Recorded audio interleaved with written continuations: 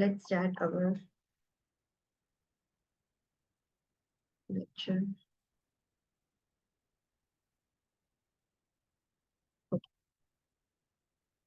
Can you all able to see this book? Yes, sir. Okay. So yesterday we have seen ovarian cancer, breast cancer, is endometrial cancer,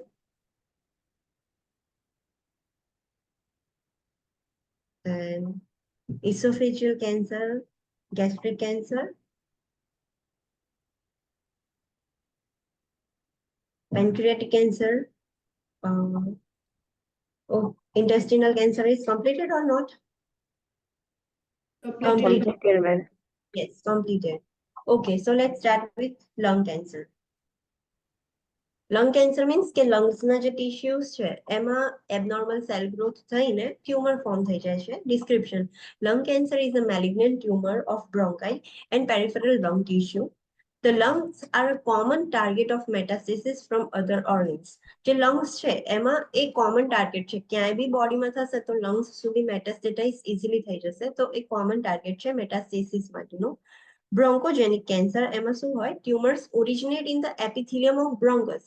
જે lung કેન્સરમાં બી જે બ્રોન્કોજેનિક cancer હોય એ બ્રોન્કસ હોય, જે આપણી જે ટ્રેકિયા and પછી David થઈને બ્રોન્કસ હોય છે, તો એમાંથી ટ્યુમર ઓરિજિનેટ થતી હોય and spreads through direct extension and lymphatic disseminations. Directly, અને એ પછી બ્રોન્કોજેનિક કેન્સર પછી બીજે બધે સ્પ્રેડ થાય. Classified according to the histological cell type. Types include small cell lung cancer એટલે કે SCLC and non-small cell lung cancer NSCLC. Epidermal એટલે કે squamous cell carcinoma, adenocarcinoma, large cell anaplastic carcinoma are classified as NCLC because of their similar response to the treatment. હવે જે lung cancer છે એને બે કેટેગરીઝમાં classify કર્યું છે: small cell lung cancer અને non small cell lung cancer. એ શેના ઉપર ડિપેન્ડ કરે છે કે એનું histology of cell type and treatment પર. હવે જે એસસીએલસી છે એની અંદર કેટલા ટાઈપ્સના કેન્સર આવે છે? તો સ્ક્વેમસ સેલ કાર્સિનોમા, એડિનોકાર્સિનોમા એન્ડ એનાપ્લાસ્ટિક કાર્સિનોમા, એ બધા એનએસસીએલસી માં આવે છે. બીકોઝ એમને સેમ ટાઈપની આપણે કોઈ બી આમાંથી જે કેન્સર હશે એમને સેમ ટાઈપ ઓફ ટ્રીટમેન્ટ આપણે આપીએ છીએ. That's why diagnosis is made by a chest x-ray study, CT scan, PET scan or MRI. Which would show a lesion or mass, and by bronchoscopy and sputum studies which demonstrate a positive cytological study for the cancer cells. Lung cancer છે એના diagnosis માટે આપણે શું કરીશું? તો chest x ray કરીએ છીએ, CT scan કરીએ છીએ, પેટ સ્કેન કરીએ છીએ, એમઆરઆઈ કરીએ છીએ. એનાથી આપણને લીઝન્સ ખબર પડશે કે ઓકે આ જગ્યા પર લીઝન્સ છે, એક અલગ ટ્યુમર સેલ્સ આપણને જોવા મળશે. એન્ડ બ્રોન્કોસ્કોપી એન્ડ સ્પુટમ સ્ટડીઝ કરીશું. બ્રોન્કોસ્કોપીમાં એક સ્કોપ નાખીને જે ટ્યુમર સેલ છે એને બહાર નીકાળીને એને સ્ટડી કરવામાં આવે. એટલે બ્રોન્કોસ્કોપી અને જે સ્પુટમ સ્ટડીઝ છે એનાથી આપણને જે કેન્સર સેલ્સ છે એ પોઝિટિવ સાઇટોલોજીકલ સ્ટડી થશે કે કન્ફર્મ થશે કે okay this is malignant cancer. Causes કેમ થાય છે લંગ કેન્સર? તો cigarette smoking, also exposure to passive tobacco smoke. Passive and active smoking નો ડિફરન્સ ખબર છે તમને? Yes, ma'am. Yes ma'am. શું થશે? એક્ટિવ સ્મોકિંગ એક્ટિવ સ્મોકિંગ એટલે કે જે પર્સન છે એ પોતે સ્મોક કરે છે, અને પેસિવ સ્મોકિંગ એટલે કે કોઈ ઇન્ડિવિજ્યુઅલ છે જે સ્મોક કરે છે અને એના કોન્ટેક્ટમાં આપણે આવીએ છીએ. Okay, absolutely right. Passive smokers એટલે સામેવાળું સ્મોક કરે છે અને આપણે બધો સ્મોક ઇન્હેલ કરી લઈએ છીએ. પેલો જે હશે એ બધો બહાર નીકળશે, થોડુંક અમાઉન્ટ જ જશે. તો જ્યારે કોઈ પર્સન પોતે એક્ટિવ સ્મોકર હોય as well as passive smoker બી હોય તો બંનેને થઈ શકે છે. Exposure to environmental and occupational pollutants. આપણે રેસ્પિરેટરી કન્ડિશન્સ તમારી પતી ગઈ હોય તો એમાં ખબર હશે કે અમુક ઓક્યુપેશનલ ડિઝીઝ હોય, જે ઓક્યુપેશનલ પોલ્યુટન્સ હોય, એન્વાયરમેન્ટની અંદર જે પોલ્યુશન્સ હોય જે કાર્સિનોજેનિક હોય એના કોન્ટેક્ટમાં આવે તો પણ થઈ શકે છે.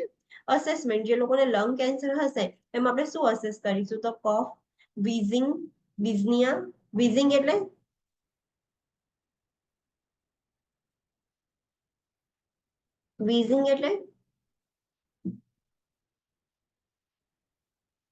નો one? It was Abnormal. sound. Yes. Abnormal breathing sound છે, જે ક્યારે આવે કે જ્યારે જે એરવે છે એ કન્સ્ટ્રિક્ટ થઈ ગયો હોય એટલે વિસલ જેવો સાઉન્ડ આવે ને બ્રીથિંગ સાઉન્ડ કહેવાય. એબનોર્મલ બ્રીથિંગ સાઉન્ડ છે. હોર્સનેસ, હોર્સનેસ એટલે જે પર્સન છે એનો અવાજ બેસી ગયો હોય તો કેવું થઈ જાય, બસ સેમ, એને હોર્સનેસ કહેવાય. હિમોપ્ટિસિસ, હિમોપ્ટિસિસ મતલબ blood in sputum. Yes, blood in sputum, blood tinge or purulent sputum આવશે. ચેસ્ટ પેઇન થશે, એનોરેક્સિયા, વેટ લોસ થઈ જશે, વીકનેસ થશે ક્લાયન્ટને, diminished or absent breath sounds, respiratory changes leading to હાઇપોક્સિયા.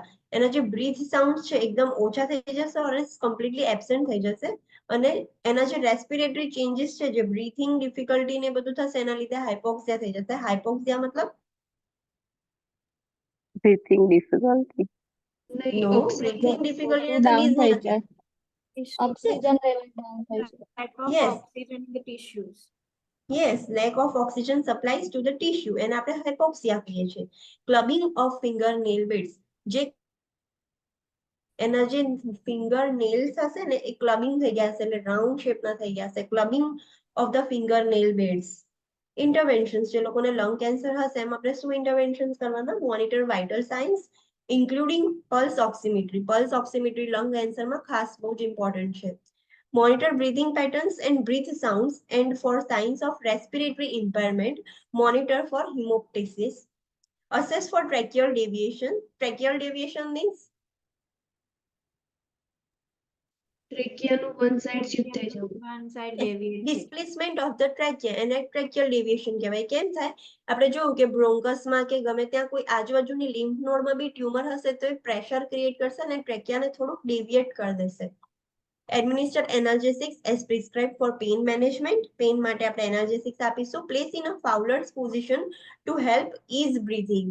આપણને ખબર છે કે કોઈ બી રેસ્પિરેટરી પ્રોબ્લેમ હોય, બ્રીથિંગ ડિફિકલ્ટી હોય તો એની બેસ્ટ પોઝિશન શું છે? ફાઉલર્સ પોઝિશન. તો આપણે ક્લાયન્ટને બ્રીથિંગ ઇઝી થાય એના માટે ફાઉલર્સ પોઝિશન આપીશું.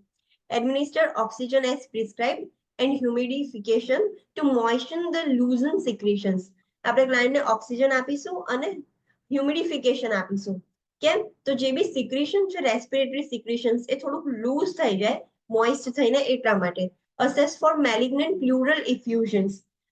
કેન્સરના લીધે સમટાઈમ્સ પ્લુરલ ઇફ્યુઝન્સ હશે. Pleural effusions means Collection of fluid in pleural cavity. yes, collection of the fluid in the pleural spaces. Pleural spaces માં fluid accumulate થઈ જશે, એને આપણે pleural effusion કહીશું. Provide respiratory treatment as prescribed. જે બી treatment prescribe કરી હોય એ પ્રમાણે ટ્રીટમેન્ટ આપવાની. Teach client relaxation breathing techniques. ક્લાયન્ટને રિલેક્સેશન બ્રીથિંગ ટેકનિક્સ કહેવાની. ફોર એક્ઝામ્પલ, ક્લાયન્ટને આપણે કહી શકીએ છીએ કે ડીપલી ઇન્હેલ કરે અને સ્લોલી માઉથથી એક્સહેલ કરે. એવી જે બધી રિલેક્સેશન ટેકનિક્સ છે એ ક્લાયન્ટ કરી શકે છે. Administer bronchodilators and corticosteroids as prescribe to decrease bronchospasm, inflammation and oedema. હવે ક્લાયન્ટને બ્રોન્કોજેનિક કાર્સિનોમા હોય, બ્રોન્કસમાં ટ્યુમર હોય તો આપણે ક્લાયન્ટ એનું બ્રોન્કસ હશે કન્સ્ટ્રિક્ટ થઈ ગયું હશે, બ્રોન્કોસ્પાઝમ થતો હશે, તો એના માટે બ્રોન્કોડાયલેટર્સ આપીશું.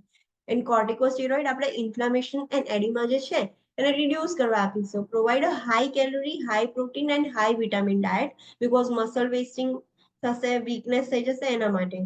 Provide activity as tolerated, rest periods and active and passive range of motion exercise. ક્લાયન્ટને બ્રીથિંગ ડિફિકલ્ટી છે તો આપણે એક્ટિવિટી એ ટોલરેટ કરી શકે એટલી જ કરાવવાની, વચ્ચે વચ્ચે રેસ્ટ પીરિયડ્સ આવવાના, and active and passive range of motion exercise કરાવવાની. એક્ટિવ એટલે ક્લાયન્ટ ખુદ કરે, પેસિવ એટલે આપણે કરાવડાવીએ. નોન સર્જિકલ ઇન્ટરવેન્શન્સમાં બે જ છે, કીમોથેરાપી એન્ડ રેડિયેશન થેરાપી. તો radiation therapy may be prescribe for localised intrathoracid lung cancer and for palliation of hemoptysis, obstruction, dysphagia, superior vena cava syndrome and pain. Radiation therapy આપણે ક્યારે આપીએ એવા ક્લાયન્ટને કે જ્યારે એને લોકલાઇઝ ખાલી લંગમાં એક જ જગ્યાએ ટ્યુમર છે, એ હજુ બીજે બધે મેટાસ્ટેસિસ નથી થવાનું, ત્યારે આપણે આપીએ છીએ. અને એના સિમ્પટમ્સને રિલીવ કરવા માટે આપીએ કે એ ક્વોલિટી ઓફ લાઈફ જીવી શકે. તો કેવા સિમ્પટમ્સ માટે આપણે એને આપીએ છીએ? તો હિમોપ્ટિસિસ થતું હોય ક્લાયન્ટને, ક્લાયન્ટનું લંગ્સ ઓબ્સ્ટ્રક્શન થતું હોય, જે ટ્યુમર મોટી હોય તો આપણે એને રેડિયેશનથી થોડી બ્રેકડાઉન કરીએ તો એનું ઓબ્સ્ટ્રક્શન રિલીવ થઈ જાય. ક્લાયન્ટને ડિસ્ફેજિયા થતું હોય, એ ટ્યુમરના લીધે ઇસોફેગસ પર પ્રેશર આવતું હોય તો. સુપિરિયર વેના કેવા સિન્ડ્રોમ. સુપિરિયર વેના કેવા સિન્ડ્રોમમાં શું થાય ખબર છે? વેના કેવા કમ્પ્રેસ થાય. યસ, એ જે ટ્યુમર્સ છે, હવે સુપિરિયર વેના કેવા, ઇસોફિગસ છે, ટ્રેકિયા છે, બધું એક જ લોકેશનમાં આવેલું છે. તો અગર ટ્યુમર બહુ લાર્જ હશે તો જે સુપિરિયર વેના કેવા છે એના ઉપર કમ્પ્રેશન કરશે, એના લીધે સુપિરિયર વેના કેવા સિન્ડ્રોમ થશે, જે આપણે આગળ ભણીશું આ ચેપ્ટરમાં. એક જો સુપિરિયર વેના કેવા સિન્ડ્રોમ થઈ જાય તો એક મેડિકલ ઇમરજન્સી છે, એને પ્રોમ્પ્ટલી આપણે ટ્રીટ કરવું પડે, otherwise patient can die. Pain થશે ક્લાયન્ટને, એના માટે આપણે બધી રેડિયેશન થેરાપી આપીએ છીએ. Chemotherapy may be prescribe for treatment of non resectable tumours or as adjuvant therapy. આપણે કીમોથેરાપી ક્યારે આપીએ કે એવી ટ્યુમર્સ છે કે આપણે જેને રિસેક્શન કરીને નીકાળી નથી શકતા, તો કીમોથેરાપી આપીને જ આપણે એને બ્રેકડાઉન કરવી પડશે. ઓર એઝ એડજુવન્ટ થેરાપી એટલે અલોંગ વિથ સર્જરી આપણે કીમોથેરાપી આપી શકીએ છીએ. સર્જિકલ ઇન્ટરવેન્શન્સમાં શું છે, તો ફર્સ્ટ છે laser therapy to relieve the endobronchial obstructions. Laser therapy આપશે એટલે કે લાઇટ હશે, લાઇટ બીમના લીધે આપણે જે ટ્યુમર છે એને બ્રેકડાઉન કરીએ છીએ. તો જે બ્રોન્કસ છે, અંદરથી બ્રોન્કસ ઓબ્સ્ટ્રક્શન ના થઈ જાય, અને આપણે ટ્યુમરને તોડી દઈએ છીએ. થોરેસેન્ટેસિસ. થોરેસેન્ટેસિસ એ તો બધાને ખબર જ છે meaning, chest tube. Drain placement or pleurodesis to remove the pleural fluid and relieve hypoxia, often indicated in recurrent malignant pleural effusion. થોરેસેન્ટેસિસ ક્યારે કરીએ આપણે કે જે પ્લ્યુરલ સ્પેસમાં ફ્લુઇડ છે એને રિમૂવ કરવા માટે કરીએ, જે ટ્યુમરના લીધે થતું હોય છે. તો આપણે રિમૂવ કરી દઈશું તો જે ક્લાયન્ટને હાઇપોક્સિયા થયું છે, જે એ રિલીવ થઈ જશે. કેમ હાઇપોક્સિયા થાય છે? કારણ કે પ્લ્યુરલ ઇફ્યુઝનના લીધે લંગ્સને સ્પેસ નથી મળતી પ્રોપર એક્સપાન્ડ થવાની, તો ઓક્સિજન લંગ્સની અંદર જ ઓછું જાય છે, તો એ બધા ટિશ્યુઝમાં કેવી રીતે સ્પ્રેડ કરે, એના માટે આપણે કરીએ છીએ. પ્લ્યુડોસિસ એનો મતલબ શું થશે? પ્લ્યુરોડાયસિસ નો મતલબ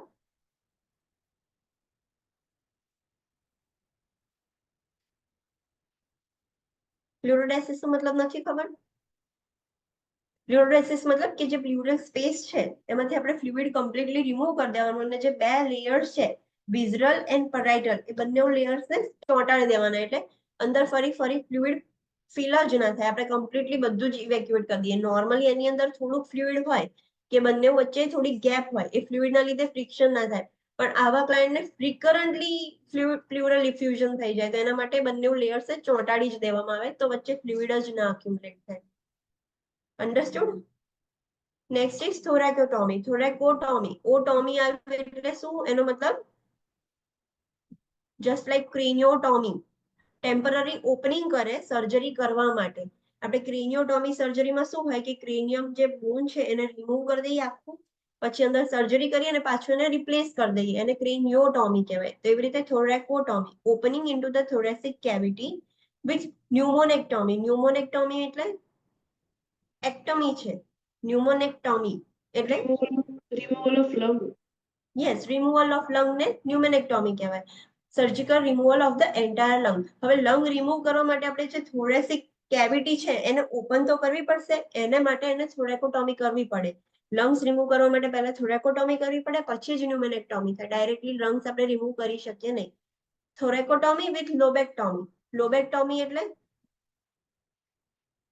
પર્ટિક્યુલર લોબ રિમૂવ કરવાનો લંગ. યસ, જે લંગ્સમાં જે લોબ્સ છે, વન સાઈડ 3 લોબ્સ છે અને વન સાઈડ 2 લોબ્સ છે, તો એક લોબ રિમૂવ કરવા માટે આપણે જેને સર્જરી કરીએ, રિમૂવલ કરી દઈએ તો લોબેક્ટોમી કહેવાય. તો પહેલા આપણે થોરેકોટોમી તો કરવું જ પડશે, ઓપન તો કરવું જ પડશે, પછી જ આપણે લોબેક્ટોમી કરી શકીશું. તો surgical removal of the one lobe of the lung for tumours confined to a single lobe. ક્યારેક ટ્યુમર એક જ લોબમાં હોય તો પછી એક આખું લોબ રિમૂવ કરી દઈએ. થોરેકોટોમી વિથ સેગમેન્ટલ રિસેક્શન. સેગમેન્ટલ રિસેક્શન એટલે જ્યાં આગળ ટ્યુમર છે પર્ટિક્યુલર એ સેગમેન્ટ, આખો લોબ નહીં, લોબનો બી એક પોર્શન આપણે રિમૂવ કરીએ છીએ. Surgical removal of the lobe segment, એ લોબનો એક પોર્શન રિમૂવ કરીએ છીએ. આટલી સર્જરીઝ છે જે આપણે પરફોર્મ કરીએ છીએ. અધર થેરાપી શું છે? અધર therapies include such interventions as immunotherapy, targeted therapy. Immunotherapy એટલે ઇમ્યુનિટી આપીએ છીએ આપણે. ટાર્ગેટેડ થેરાપી એટલે ટાર્ગેટ ટિશ્યુના પર ટાર્ગેટ કરીને આપણે ટિશ્યુનું બ્રેકડાઉન કરીએ છીએ. ફોટોડાયનેમિક થેરાપી. ફોટોડાયનેમિક થેરાપીમાં એક લાઇટનો, જસ્ટ લાઇક લેઝર થેરાપી, એક લાઇટ બીમનો યુઝ કરવામાં આવે ટ્યુમરને ડિસ્ટ્રોય કરવા માટે. એરવે સ્ટેન્ટિંગ. સ્ટેન્ટિંગ એટલે શું? સ્ટેન્ટ વર્ડ ક્યાં સાંભળો છો તમે? ક્યાંય સાંભળો છો સ્ટેન્ટ વર્ડ? કાર્ડિયાક સર્જરીમાં કાર્ડિયકમાં. યસ, પ્લાસ્ટિક કરી એન્જિયોપ્લાસ્ટી. એન્જિયોપ્લાસ્ટીમાં સ્ટેન્ટ મૂકે. તો આવી રીતે એરવે સ્ટેન્ટિંગ. એરવે છે એ કન્સ્ટ્રિક્ટ ના થઈ જાય ટ્યુમરના પ્રેશરથી કેવું, તો એરવે ની અંદર એટલે કે ટ્રેકિયાની અંદર ને બ્રોન્કસની અંદર એક સ્ટેન્ટ મૂકવામાં આવે કે એ જેથી એના શેપમાં જ જેમ આપણે એન્જિયોપ્લાસ્ટીમાં કરીએ છીએ કે જે આર્ટરી છે બ્લોક થઈ ગઈ છે તેની અંદર આપણે સ્ટેન્ટ મૂકી દઈએ તો એ ઓપન જ રહે અને પ્રોપર બ્લડ સપ્લાય મળી રહે હાર્ટને. તો સેમ એવી રીતે એરવે ની અંદર સ્ટેન્ટ કર્યું છે. રેડિયો ફ્રીક્વન્સી અબ્લેશન, રેડિયો ફ્રીક્વન્સી અબ્લેશન એટલે રેડિયો ફ્રીક્વન્સી જે આપણે રીનલ સ્ટોન્સમાં કેવું એક રેડિયો ફ્રીક્વન્સી જનરેટ કરીએ છીએ સ્ટોનને બ્રેકડાઉન કરવા માટે, સેમ એવી રીતે રેડિયો ફ્રીક્વન્સીનો યુઝ કરીને આપણે ટ્યુમર સેલ્સને બ્રેકડાઉન કરીએ છીએ. Some of which may require surgical intervention. આમાંથી આ જે બધી થેરાપી છે એમાં અમુક વખતે સર્જિકલ ઇન્ટરવેન્શન જરૂર પડે.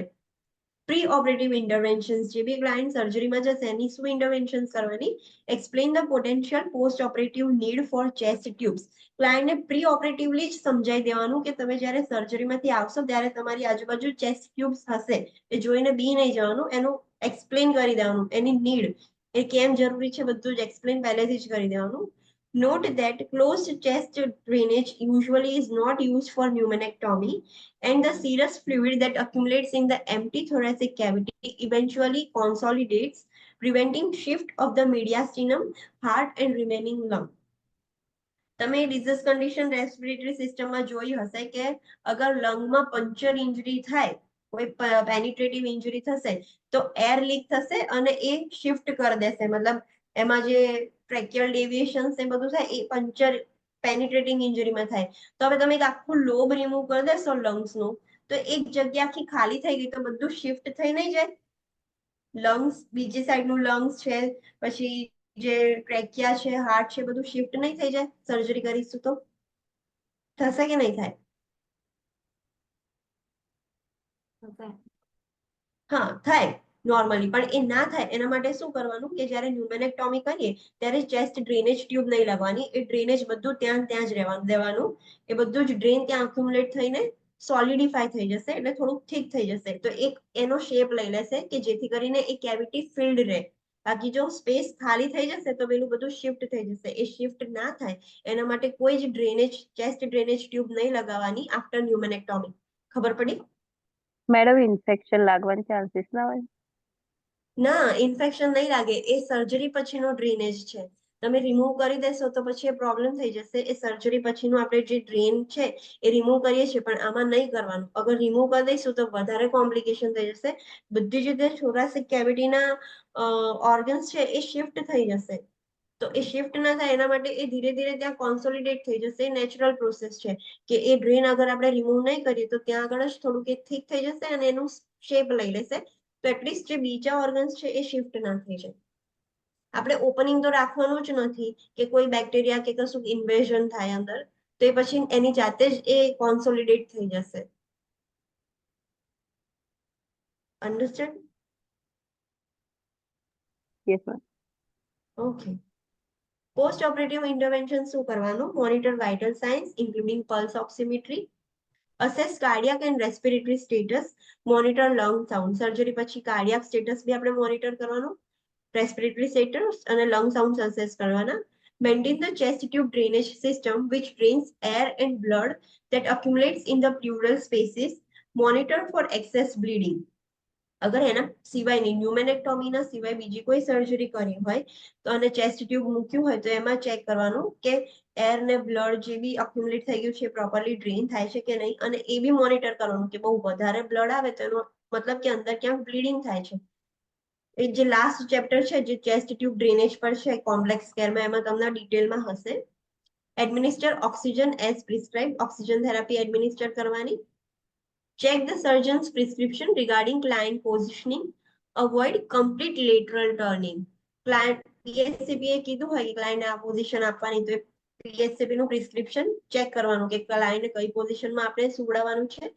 અને હા, કમ્પ્લીટ લેટરલ પોઝિશન નહીં આપવાની ક્લાયન્ટને. પ્રોવાઇડ એક્ટિવિટી એઝ ટોલરેટેડ, જેટલું ક્લાયન્ટ ટોલરેટ કરી શકે એટલી એક્ટિવિટી કરવાની. Encourage active range of motion exercise of the post operative shoulder as prescribe. Surgery પછી જે શોલ્ડર્સ હોય ને એ ક્લાયન્ટને શોલ્ડર પેઇન બહુ જ થશે, તો active range of motion exercise ક્લાયન્ટને કરાવડાવવાની, ક્લાયન્ટને એન્કરેજ કરવાનું કે જે શોલ્ડર પેઇન છે અને એમાં થોડુંક હીલિંગ થાય. The airway is the priority for the client with lung and laryngeal cancer. તમને કોઈ બી લંગ કેન્સર કે લેરિન્જિયલ કેન્સરની કોઈ બી સિચ્યુએશન આપી હોય ઇન્ફ્લેક્સમાં તો ફર્સ્ટ પ્રાયોરિટી આપણે એરવે આલવાની. 3 પ્રાયોરિટીઝ છે, કઈ સિક્વન્સમાં છે? જે priority yes airway, breathing and breathing in. circulation. Circulation. તો આપણે ફર્સ્ટ પ્રાયોરિટી એરવેને આપીએ છીએ. તો જ્યારે લંગ કેન્સર અને લેરિન્જિયલ કેન્સર હોય તો એરવે આપણી ફર્સ્ટ પ્રાયોરિટી રહેશે, કારણ કે એ એરવેને જ બ્લોક કરે છે. તો આપણે એના ઉપર વધારે ફોકસ કરવાનું.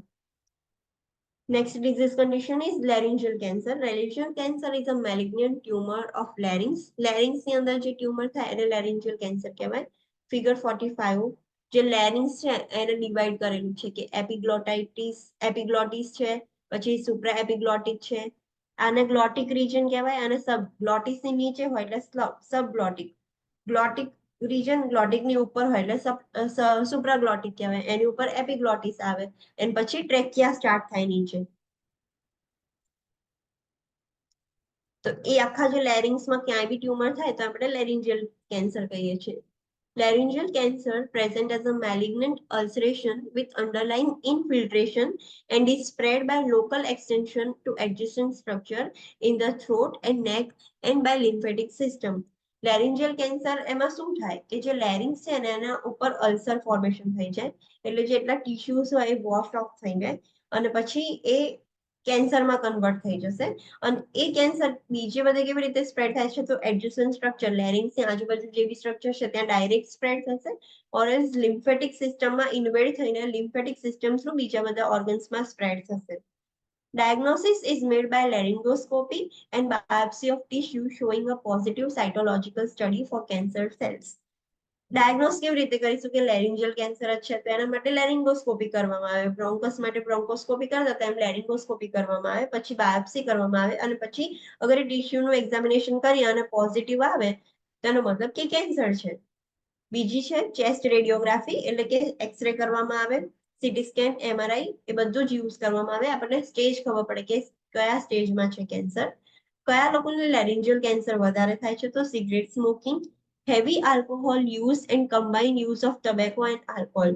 જે બહુ જ વધારે આલ્કોહોલ કન્ઝ્યુમ કરતા હોય ને, બંને tobacco અને alcohol બંને કન્ઝ્યુમ કરતા હોય એવા લોકોને.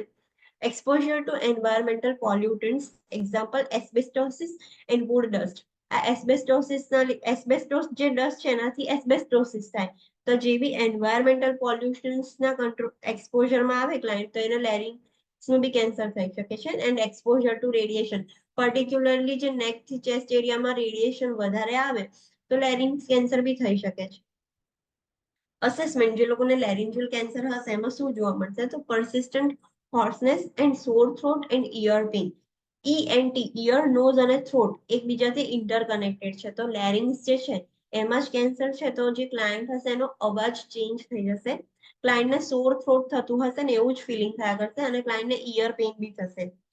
પેઇનલેસ નેક માસ, નેકની ઉપર પેઇનલેસ એક માસ લમ્પ ફીલ થશે, feeling of lump in the throat, burning sensation in the throat, dysphagia because એ લેરિંગ્સ છે એ ઇસોફેગસ જો ટ્યુમર હશે એ ઇસોફેગસને બી કમ્પ્રેસ કરતી હશે, તેના લીધે ડિસ્ફેજિયા થશે.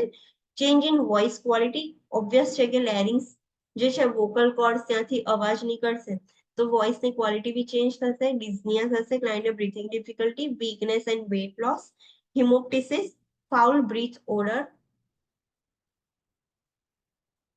ઓકે, નાઉ ઇન્ટરવેન્શન્સ કે લેરિન્જિયલ કેન્સર છે તો ઇન્ટરવેન્શન્સમાં શું કરવાનું? Place in a Fowler's position to promote optimal air exchange. Normal breathing થાય, ઓપ્ટિમમ સારું એવું બ્રીથિંગ કરવા માટે આપણે ફાઉલર્સ પોઝિશન જ આપીએ છીએ. Monitor respiratory status, monitor for signs of aspiration of food and fluid. Laryngeal cancer છે જે એપિગ્લોટિસ છે, એપિગ્લોટિસનું કામ શું છે કે કવર કરવું વિન્ડ પાઇપને. જ્યારે આપણે ફૂડ ખાઈએ ત્યારે એપિગ્લોટિસથી જે વિન્ડ પાઇપ છે એ કવર થઈ જાય કે ફૂડ વિન્ડ પાઇપમાં ના જતું રહે. તો અગર એ વાળા એરિયામાં ટ્યુમર હશે તો એપિગ્લોટિસનું ફંક્શન નોર્મલ નહીં થઈ શકે, તો ચાન્સીસ છે કે એસ્પિરેશન થઈ જાય. તો એસ્પિરેશનના બી સાઇન્સ મોનિટર કરવાના, કોઈ ફૂડ કે ફ્લુઇડ એસ્પિરેટ થાય તો. Administer oxygen as prescribed, provide respiratory treatment as prescribed, provide activity as tolerated, provide a high calorie and high protein diet, provide nutritional support via parenteral nutrition, NG tube feeding or gastrostomy or jejunostomy tube as prescribed. જે રીતે prescribe કર્યું હોય ડોક્ટરે એ પ્રમાણે આપણે nutrition આપવાનું. Otherwise you can give with a parental nutrition. NG tube નાખી શકો છો, ગેસ્ટ્રોસ્ટોમી ડાયરેક્ટ સ્ટમક ની અંદર ટ્યુબ નાખી શકો છો, જેજુનોસ્ટોમી એટલે ડાયરેક્ટ જેજુનમ ની અંદર ટ્યુબ નાખી શકો છો, જે બી પ્રિસ્ક્રાઇબ કર્યું હોય. Administer analgesics as prescribed for pain. Encourage clients to stop smoking and drinking alcohol to increase the effectiveness of treatment. અગર આવા જે કેન્સર વાળા પેશન્ટ હશે એમને આપણે ટ્રીટમેન્ટ ચાલુ હશે પણ જે કેન્સર સ્મોક બી કરશે, આલ્કોહોલ કન્ઝમ્પશન બી કરશે તો ટ્રીટમેન્ટનો કશો જ ફાયદો નહીં રહે. તો ક્લાયન્ટને એડવાઇસ કરવાનું કે સ્મોકિંગ અને ડ્રિંકિંગ આલ્કોહોલ એ સ્ટોપ કરે તો ટ્રીટમેન્ટની કશીક સારી એવી ઇફેક્ટ આવે. નોન સર્જિકલમાં બેચ છે રેડિયેશન એન્ડ કીમો. તો radiation therapy in specified situation. Radiation therapy ક્યારે આપીએ કે જ્યારે આપણને ખબર છે કે ટ્યુમર આટલી લોકલાઇઝ છે, નાની છે, તો સ્પેસિફિક સિચ્યુએશનમાં જ આપીએ. And chemotherapy which may be given in combination with radiation and surgery. And chemotherapy આપણે એકલી બી આપી શકીએ ઓર સર્જરી પછી પણ આપી શકીએ, અને અમુક વખતે સર્જરી પણ કરે, રેડિયેશન થેરાપી પણ આપે ને કીમો બી આપે, ત્રણેય આપે. તો ડિપેન્ડ છે કે કેવી ક્લાયન્ટની નીડ છે અને એના અકોર્ડિંગ PHCP ડિસાઇડ કરશે. સર્જિકલ ઇન્ટરવેન્શન્સમાં શું છે? The goal is two remove the cancer while preserving as much normal function as possible. આપણે ટ્યુમર મેઇન ગોલ શું છે સર્જરીનું કે ટ્યુમર રિમૂવ કરી દઈએ, પણ જે લેરિંગ્સનું નોર્મલ ફંક્શન છે જેટલું આપણાથી સાચવી શકાય એટલું સાચવવાનું એ આપણું મેઇન ગોલ છે. Surgical interventions depend on the tumor size, location and amount of tissue to be resected. Surgical intervention એના ઉપર ડિપેન્ડ કરે છે કે ટ્યુમરની સાઇઝ કેટલી છે, ટ્યુમર કઈ જગ્યા પર છે, તો આપણે કેટલું ટિશ્યુ રિમૂવ કરવાનું છે, રિસેક્ટ કરવાનું છે, એના ઉપરથી આપણને ખબર પડે કે કઈ સર્જરી કરવાની છે. Types of resections include cordal stripping. હવે કેવા ટાઈપની રિસેક્શન થાય? રિસેક્શન એટલે રિમૂવલ ઓફ ધ ટ્યુમર. તો ફર્સ્ટ છે કોર્ડલ સ્ટ્રીપિંગ. કોર્ડલ સ્ટ્રીપિંગ એટલે જે આપણા વોકલ કોર્ડ્સ છે, ફોર એક્ઝામ્પલ, ઓકે હું તમને એક સિમ્પલ એક્ઝામ્પલ આપું. તમે એવું પોટેટો જોયું છે જેની ઉપર પેલા જે પોટેટોના જે બર્ડ્સ હોય, આઈ બર્ડ્સ કહીએ, એ બહાર આવી ગયા હોય એવું જોયું છે તમે? એવા પોટેટો જોયા હશે ને? તો હવે આપણે રિમૂવ હવે એને આપણે રિમૂવ કરવું હોય તો આપણે પોટેટોને પીલ કરી દઈએ, ઉપરની સ્કિન નીકાળી દઈએ તો એ ઉપરનું સુપરફિશિયલ હોય તો નીકળી જાય ને? યસ. તો સેમ લાઈક કે વોકલ કોર્ડ્સ આગળ ટ્યુમર થઈ છે તો એને સ્ટ્રીપિંગ કરી દેવાનું, એટલે એને થોડુંક છોલી નાખવાનું કે થોડુંક ઉપરનું સુપરફિશિયલ લેયર આપણે સ્ટ્રીપ આઉટ કરી દઈએ, તો એ એક સર્જરી છે. Next is cordectomy. હવે એ જે ટ્યુમર છે એ થોડીક સુપરફિશિયલ નથી, થોડીક વધારે ડીપ છે, તો જે વોકલ કોર્ડ્સ છે એને જ રિમૂવ કરી દેવામાં આવે. નેક્સ્ટ ઇઝ આ વોકલ કોર્ડ સુધી હતું, હવે વધારે પડતું લેરિંગ્સ ઇન્વોલ્વ થઈ ગયું છે તો પાર્શિયલ લેરિન્જેક્ટોમી કરવામાં આવે, એટલે કે લેરિંગ્સ અડધું લેરિંગ્સ જ રિમૂવ કરી દેવામાં આવે. એન્ડ ટોટલ લેરિન્જેક્ટોમી કે વધારે જ પડતું ઇન્વોલ્વમેન્ટ છે તો આખું જ લેરિંગ્સ રિમૂવ કરી દેવામાં આવે. અન્ડરસ્ટુડ? આટલા ટાઈપનું આપણે ટ્યુમર નીકાળી શકીએ છીએ, રિસેક્શન કરી શકીએ છીએ. A tracheostomy is performed with a total laryngectomy. This airway opening is permanent and referred to as a laryngectomy stoma. જે લોકોને કમ્પ્લીટ એટલે આખું લેરિંગ્સ નીકાળી દઈએ એવા લોકોને આપણે ટ્રેક્યોસ્ટોમી કરી આલવું પડે, અને એ ટ્રેક્યોસ્ટોમી પરમનન્ટ રહેશે, એ ક્યારેય ક્લોઝ નહીં થાય, બીકોઝ ક્લાયન્ટ ત્યાંથી જ હવે બ્રીથિંગ કરશે, એટલા માટે ટેમ્પરરી નહીં પરમનન્ટલી જ ઓપન થઈ જશે. અને એને એવા જે ટ્રેક્યોસ્ટોમી છે એનું નામ શું છે કે લેરિન્જેક્ટોમી સ્ટોમા બી એને કહેવામાં આવે છે. પોસ્ટ પ્રી ઓપરેટિવ ઇન્ટરવેન્શન્સ શું છે? તો discuss a self care of the airway, alternative methods of communication, suctioning, pain control methods, and critical care environment and nutritional support. હવે ક્લાયન્ટને આપણે પરમનન્ટલી જ ટ્રેકિયા ઓપન રાખીએ છીએ. તમને બી ખબર હશે કે જ્યારે ટેમ્પરરી પીરિયડ માટે બી આપણે ટ્રેકિયા ઓપન મતલબ ટ્રેકિયોસ્ટોમી કરીએ છીએ ત્યારે આપણે કેટલી કેર પ્રોવાઈડ કરવી પડે છે. તો આવું જે ક્લાયન્ટ છે એને તો લાઈફ ટાઈમ સુધી જ ઓપન રહેશે, તો એને કેટલી કેર કરવી પડશે, તો એને સેલ્ફ કેર રિલેટેડ એના જોડે ડિસ્કશન કરવાનું. હવે એ આખું કમ્પ્લીટ લેરિન્જેક્ટોમી કરી દીધું હોય તો એને લેરિંગ્સ નીકાળી દીધું આખું, તો વોકલ કોર્ડ્સ બી ઓટોમેટિક નીકળી જશે. તો એ હવે કમ્યુનિકેટ કેવી રીતે કરશે, એની બધી ઓલ્ટરનેટિવ મેથડ્સ બી એને સમજાવવાની, એની જોડે ડિસ્કસ કરવાની. ક્લાયન્ટને કહેવાનું કે રેગ્યુલરલી સક્શનિંગ કરતા રહે, નહીં તો જે ટ્રેક્યોસ્ટોમી ઓપનિંગ કર્યું છે એ બ્લોક થઈ જાય. Pain control methods and environmental care બી જોવાનું, અને ન્યુટ્રિશનલ સપોર્ટનું બી શું ધ્યાન રાખવાનું, બધું જ ક્લાયન્ટ જોડે ડિસ્કસ કરવાનું. Encourage the client to express feeling about changes in body image and loss of voice. Obvious છે કે ક્લાયન્ટનું અહીંયા ઓપનિંગ હશે તો બોડી ઇમેજમાં ચેન્જીસ થશે, ક્લાયન્ટના વોકલ કોર્ડ્સ જતા રહે છે તો લોસ ઓફ વોઇસ થશે. તો એના રિલેટેડ ક્લાયન્ટને કહેવાનું કે જે બી તમારી ફિલિંગ્સ હોય you can express out. Describe the rehabilitation program and information about the tracheostomy and suctioning. જે બધા રિહેબિલિટેશન પ્રોગ્રામ હોય, જે લોકોને આવા બધી કશીક સર્જરી થઈ હોય કે એ લોકોને રિહેબિલિટેશન પ્રોગ્રામ હોય તો એના રિલેટેડ તમે ક્લાયન્ટને ડિસ્ક્રાઇબ કરી શકો છો કે આવી ટાઈપના પ્રોગ્રામ્સ હોય છે, યુ કેન જોઈન. ક્લાયન્ટને ટ્રેક્યોસ્ટોમી અને સક્શનિંગ રિલેટેડ ઇન્ફોર્મેશન આપવાની ક્લાયન્ટને. આ બધું પ્રી ઓપરેટિવ ફેઝમાં જ કરી દેવાનું. સર્જરી પહેલા જ ક્લાયન્ટને બધું સમજાવવું પડે કે તમે જ્યારે સર્જરી કરીને આવશો ત્યારે તમારે આવું બધું હશે, તો ક્લાયન્ટ ડાયરેક્ટલી શોકમાં ના જતું રહે કે આ શું થઈ ગયું મારી જોડે.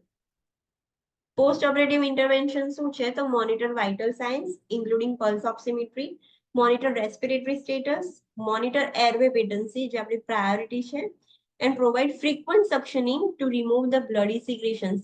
જસ્ટ સર્જરી થઈ છે એટલે બ્લડી સિક્રેશન્સ એવું બધું થતું હશે તો ફ્રીક્વન્ટલી સક્શનિંગ કરવું પડશે કે એરવે પેટન્ટ રહે, એરવે બ્લોક ના થઈ જાય. Place the client in a high Fowler's position. High Fowler position માં આવવાનું તો optimal breathing કરી શકે. Maintain mechanical ventilator support or a tracheostomy collar with humidification as prescribed. અગર જો ક્લાયન્ટને મિકેનિકલ વેન્ટિલેટર સપોર્ટની જરૂર પડે તો એ બી મેન્ટેન કરવાનો, ઓર એલ્સ ટ્રેક્યોસ્ટોમીની ઉપર કવરિંગ હોય જેમાંથી એને હ્યુમિડિફાઈડ એર જતી હોય તો જે બધું સિક્રેશન છે લૂઝન થઈ જાય, તો જે બી પ્રિસ્ક્રાઇબ કર્યું હોય એ પ્રમાણે આપણે એને આપવાનું, પ્રોવાઈડ કરવાનું. Maintain surgical drains in the neck area if present. જો નેક એરિયામાં ડ્રેન્સ પ્રેઝન્ટ હોય સર્જરી પછીની તો એ બી પ્રોપરલી મેન્ટેન રાખવાની. Observe for haemorrhage and oedema in the neck. નેકમાં એડિમા હેમરેજ એવું ના થાય એનું જોવાનું, ધ્યાન રાખવાનું. Observe IV fluid or parenteral nutrition until the nutrition is administered via NG tube, gastrostomy or jejunostomy. જ્યાં સુધી આપણે NG ટ્યુબ કે ગેસ્ટ્રોસ્ટોમી કે જેજુનોસ્ટોમી ટ્યુબ પ્લેસ ના કરીએ ત્યાં સુધી આપણે IV ફ્લુઇડ અને પેરેન્ટરલ ફ્લુઇડ મતલબ પેરેન્ટરલ ન્યુટ્રિશન થી જ એને મેન્ટેન રાખવાનું nutritional status. Teach the client gastrostomy or jejunostomy tube care to wear protective clothing made of soft cotton and wash this area gently daily with mild soap. હવે ક્લાયન્ટને આ બધું remove કરી દીધું છે તો ક્લાયન્ટને કહેવાનું કે તમારે ન્યુટ્રિશન માટે ગેસ્ટ્રોસ્ટોમી ઓર જેજુનોસ્ટોમી ટ્યુબ હશે તો એની બી કેર કેવી રીતે લેવાની એ બધું સમજાવવાનું, કે એકદમ લૂઝ ક્લોથિંગ પહેરે અને એ જે એરિયા છે એને એકદમ જેન્ટલી ક્લીન કરે, બહુ હાર્શ સોપથી ક્લીન ના કરે જ્યાં આગળ ગેસ્ટ્રોસ્ટોમી ઓર જેજુનોસ્ટોમી કર્યું છે ત્યાં. Provide oral hygiene. Assess gag reflex and cough reflex and ability to swallow. હવે આ વસ્તુ જે હશે ટેમ્પરરી પીરિયડ માટે હશે, પછી જ્યારે બધું ક્લાયન્ટને હીલ થઈ જશે પછી ક્લાયન્ટ કન્ઝ્યુમ કરી શકે.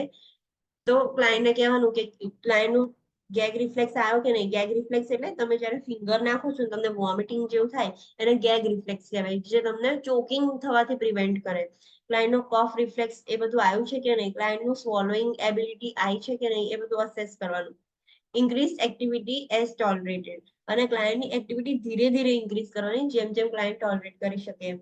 Assess the colour, amount and consistency of sputum. હવે જે સ્પુટમ આવતું હોય કેવા કલરનું આવે છે, કેટલી ક્વોન્ટિટીમાં આવે છે અને કેવું આવે છે, એની કન્સિસ્ટન્સી કેવું છે, થિક છે, થીન છે, કેવું આવે છે, ક્વોલિટી એની એ અસેસ કરવાનું. Provide stoma and laryngectomy care. સ્ટોમાની કેર કરવાનું, લેરિન્જેક્ટોમીની કેર કરવાની. Provide consultation with speech and language pathologist as prescribe. હવે ક્લાયન્ટના વોકલ કોર્ડ્સ બી એમાં રિમૂવ થઈ જશે તો એને સ્પીચ થેરાપીની જરૂર પડશે, લેંગ્વેજ થેરાપીની જરૂર પડશે, તો એના માટે કન્સલ્ટેશન પ્રોવાઈડ કરવાનું કે તમે સ્પીચ એન્ડ લેંગ્વેજ પેથોલોજીસ્ટ છે એની જોડે કન્સલ્ટ કરી શકો છો. Reinforce methods of communication established pre-operatively. હવે તમે પ્રી ઓપરેટિવલી આપણે જોયું કે સર્જરી પહેલા જ આપણે ક્લાયન્ટને કમ્યુનિકેશનની મેથડ્સ સમજાવતા હતા, તો હવે રીઇન્ફોર્સ કરવાની એટલે કે ફરી સમજાવવાની. રીઇન્ફોર્સ એટલે ફરીથી રિપીટ કરવાનું. Prepare the client for rehabilitation and speech therapy. ક્લાયન્ટને રિહેબિલિટેશન થેરાપી અને સ્પીચ થેરાપી માટે પ્રિપેર કરવાનું. Box 45.15 and 16. Let's see it. Okay, 15. Stomach care following laryngectomy. To protect the neck from injury. નેક પર ઇન્જરી ના થાય એનું ધ્યાન રાખવાનું. Instruct the client in how to clean the incision and provide stomach care. ક્લાયન્ટને instruct કરવાનું કે જે ઇન્સિઝન મૂકે છે એને કેવી રીતે ક્લીન કરવાનું અને સ્ટોમા કેર કેવી રીતે કરવાની. Instruct the client to wear a stoma guard to shield the stoma. ક્લાયન્ટને કહેવાનું કે સ્ટોમાનું એક ગાર્ડ આવે જે તમે પહેરી શકો કે તે સ્ટોમા છે એને પ્રોટેક્ટ કરી શકે. Instruct the client to use a shower shield over the stoma when bathing to prevent water from entering the airway. ક્લાયન્ટને કહેવાનું કે જ્યારે તમે શાવર લો ત્યારે એની ઉપર એક શિલ્ડ જેવું આવે છે કવર કરી શકો છો તો જેથી પાણી અંદર ના જાય, અધરવાઇઝ પ્રોબ્લેમ થઈ જશે. Demonstrate the ways to prevent debris from entering the stoma. સ્ટોમાની અંદર ડેબ્રીઝ એટલે કે કચરો ના જતો રહે એ બધાનું બી ધ્યાન રાખવાનું, કેવી રીતે આપણે એને પ્રિવેન્ટ કરી શકીએ ડેમોન્સ્ટ્રેટ કરવાનું. Advise the client to wear loose fitting high collared cloth covering the stoma. ક્લાયન્ટને કહેવાનું કે તમારે લૂઝ ફિટિંગ ક્લોથ પહેરવાના અને હાઈ કોલર નેક એટલે જે ટર્ટલ નેક વાળા કેવા ઊંચા ઊંચા આવે છે નેક કવર થઈ જાય એવા હાઈ કોલર્ડ ક્લોથ્સ પહેરવાના કે જેથી સ્ટોમા કવર રહે, પ્રોટેક્ટેડ રહે. Avoid swimming, showering and using aerosol spray. Swimming બી અવોઇડ કરવાનું બીકોઝ પાણી અંદર જઈ શકે છે, શાવરિંગ થી બી જઈ શકે છે અને એરોસોલ સ્પ્રે યુઝ નહીં કરવાના, કદાચ એ બી અંદર જઈ શકે છે.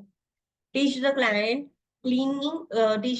Clean suctioning technique. ક્લાયન્ટને કહેવાનું કે સક્શનિંગ કરવાનું રેગ્યુલરલી, તો ક્લીન સક્શનિંગ કરવાનું, ઘરે તો એ સ્ટરાઇલ ના કરી શકે.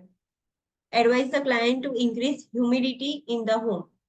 ક્લાયન્ટને કહેવાનું કે તમારા ઘરનું એન્વાયરમેન્ટ, ઘરમાં હ્યુમિડિફાયર્સ યુઝ કરવાના કે જેનાથી હ્યુમિડિટી ઇન્ક્રીઝ થાય. Increase the fluid intake up to 3000 ml per day as prescribe. ક્લાયન્ટને કહેવાનું કે ફ્લુઇડ ઇન્ટેક વધારવાનું, નોર્મલી 3000 જેટલું પ્રિસ્ક્રાઇબ કરે છે તો જે પ્રમાણે પ્રિસ્ક્રાઇબ કરશે એ પ્રમાણે. એનાથી શું થશે કે જે સિક્રેશન્સ છે એ લૂઝ થઈ જશે. Avoid exposure to person with infection. જે લોકોને ઇન્ફેક્શન હોય એમના કોન્ટેક્ટમાં નહીં આવવાનું. Alternate rest period with activity અને રેસ્ટ પીરિયડ મતલબ કોઈ બી એક્ટિવિટી વચ્ચે રેસ્ટ પીરિયડ રાખવાનું. Instruct the client in range of motion exercise for the arms, shoulders, neck as prescribe. ક્લાયન્ટને રેન્જ ઓફ મોશન એક્સરસાઇઝ માટે ઇન્સ્ટ્રક્ટ કરવાનું કે આવી રીતે તમે કરી શકો છો આર્મ્સની, શોલ્ડર્સની અને નેકની. Advise the client to wear medic alert bracelet. ક્લાયન્ટને કહેવાનું કે તમારે ઓલવેઝ મેડિક એલર્ટ બ્રેસલેટ રાખવાનું કે જો તમને કશું થઈ જાય તો બીજા લોકોને ખબર પડે.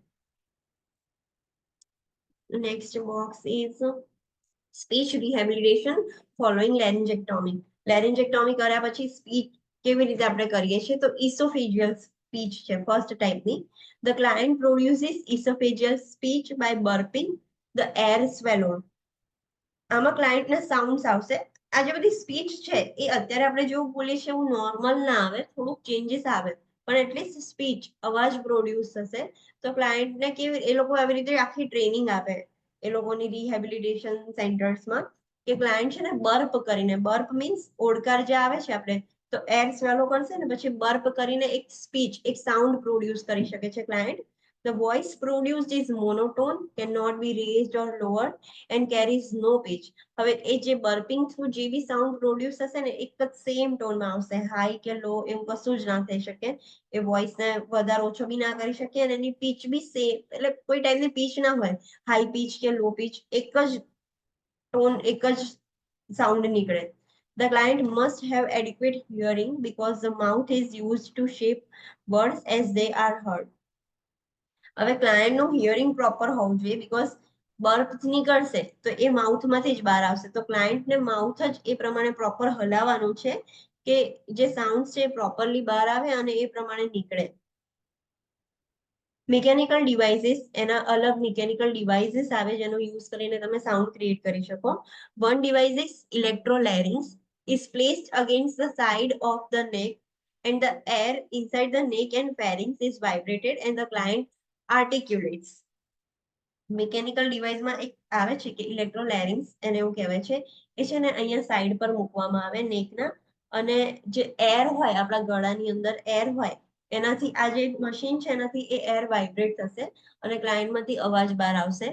આઈ હેવ સીન વન પેશન્ટ, એ જે મશીન હોય ને એ પેલું ઇલેક્ટ્રિક જે રેઝર નથી આવતું સેમ એવું જ હોય અને અહીંયા ગળાની આગળ મૂકે અને અવાજ પેલો રોબોટનો કેવો અવાજ આવે આમ એવો ટાઈપનો સેમ જ અવાજ આવે લાઈક રોબોટ જ બોલતું હોય ને એવો જ ફીલ થાય એ વાઇબ્રેશનના લીધે.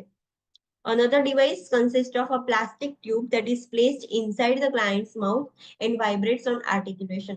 અને બીજું ડિવાઇસ શું છે કે ક્લાયન્ટની અંદર એક પ્લાસ્ટિક ટ્યુબ માઉથની અંદર મૂકવામાં આવે કે જે વાઇબ્રેટ થશે જ્યારે હવા ને એવું નીકળશે અને એના પરથી એક સાઉન્ડ ક્રિએટ થશે. આ લોકોનો જે સ્પીચ હોય એકદમ ક્લિયર ના હોય, તમારે બહુ ધ્યાનથી સાંભળવું પડે કે શું કહેવા માંગે છે. Next is tracheoesophageal fistula. A fistula is created surgically between the trachea and esophagus, which with eventual placement of prosthesis to produce speech. હવે એમાં શું કરવામાં આવે? ટ્રેક્યોઇસોફેજિયલ ફિસ્ટ્યુલા એટલે કે ઓપનિંગ, ટ્રેકિયા અને ઇસોફેગસ વચ્ચે એક ઓપનિંગ કરવામાં આવે અને એ ઓપનિંગમાં પછી એક પ્રોસેસિસ એટલે કે આર્ટિફિશિયલ સબસ્ટન્સ મૂકી દે જે સ્પીચ પ્રોડ્યુસ કરશે. The prosthesis provides the client with a means to divert air from the trachea into the esophagus and out of mouth. હવે એ જે પ્રોસેસિસ છે એ શું કરશે કે ટ્રેકિયામાંથી જે બી એર છે એ બધી ઇસોફેગસમાં આવશે અને ઇસોફેગસથી માઉથની બહાર નીકળી જશે અને એવી રીતે સ્પીચ પ્રોડ્યુસ થશે. Lip and tongue movement produces the speech. એ તો નોર્મલ પર્સનમાં બી એવું છે. તમે ખાલી લિપ્સ અને ટંગની મૂવમેન્ટ ના કરો તો ખાલી અવાજ જ નીકળ્યા કરશે. પ્રોપર સ્પીચ કરવા માટે તમારે લિપ્સ બી મૂવ કરવા પડે અને એવી રીતે ટંગ બી મૂવ કરવી પડે. Otherwise you can not speak. ખાલી સાઉન્ડ જ નીકળે બહાર. Okay, next is prostate cancer. Prostate cancer એટલે જે પ્રોસ્ટેટ છે, પ્રોસ્ટેટ ક્યાં આવેલું હોય?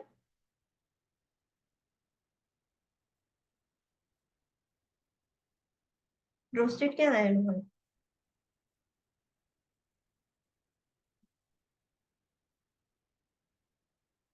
No one? Male reproductive system. Yes, male reproductive system, પણ એનું લોકેશન ક્યાં છે? એ મેલ રિપ્રોડક્ટિવ સિસ્ટમનો એક પાર્ટ છે, બટ એ ક્યાં લોકેટેડ?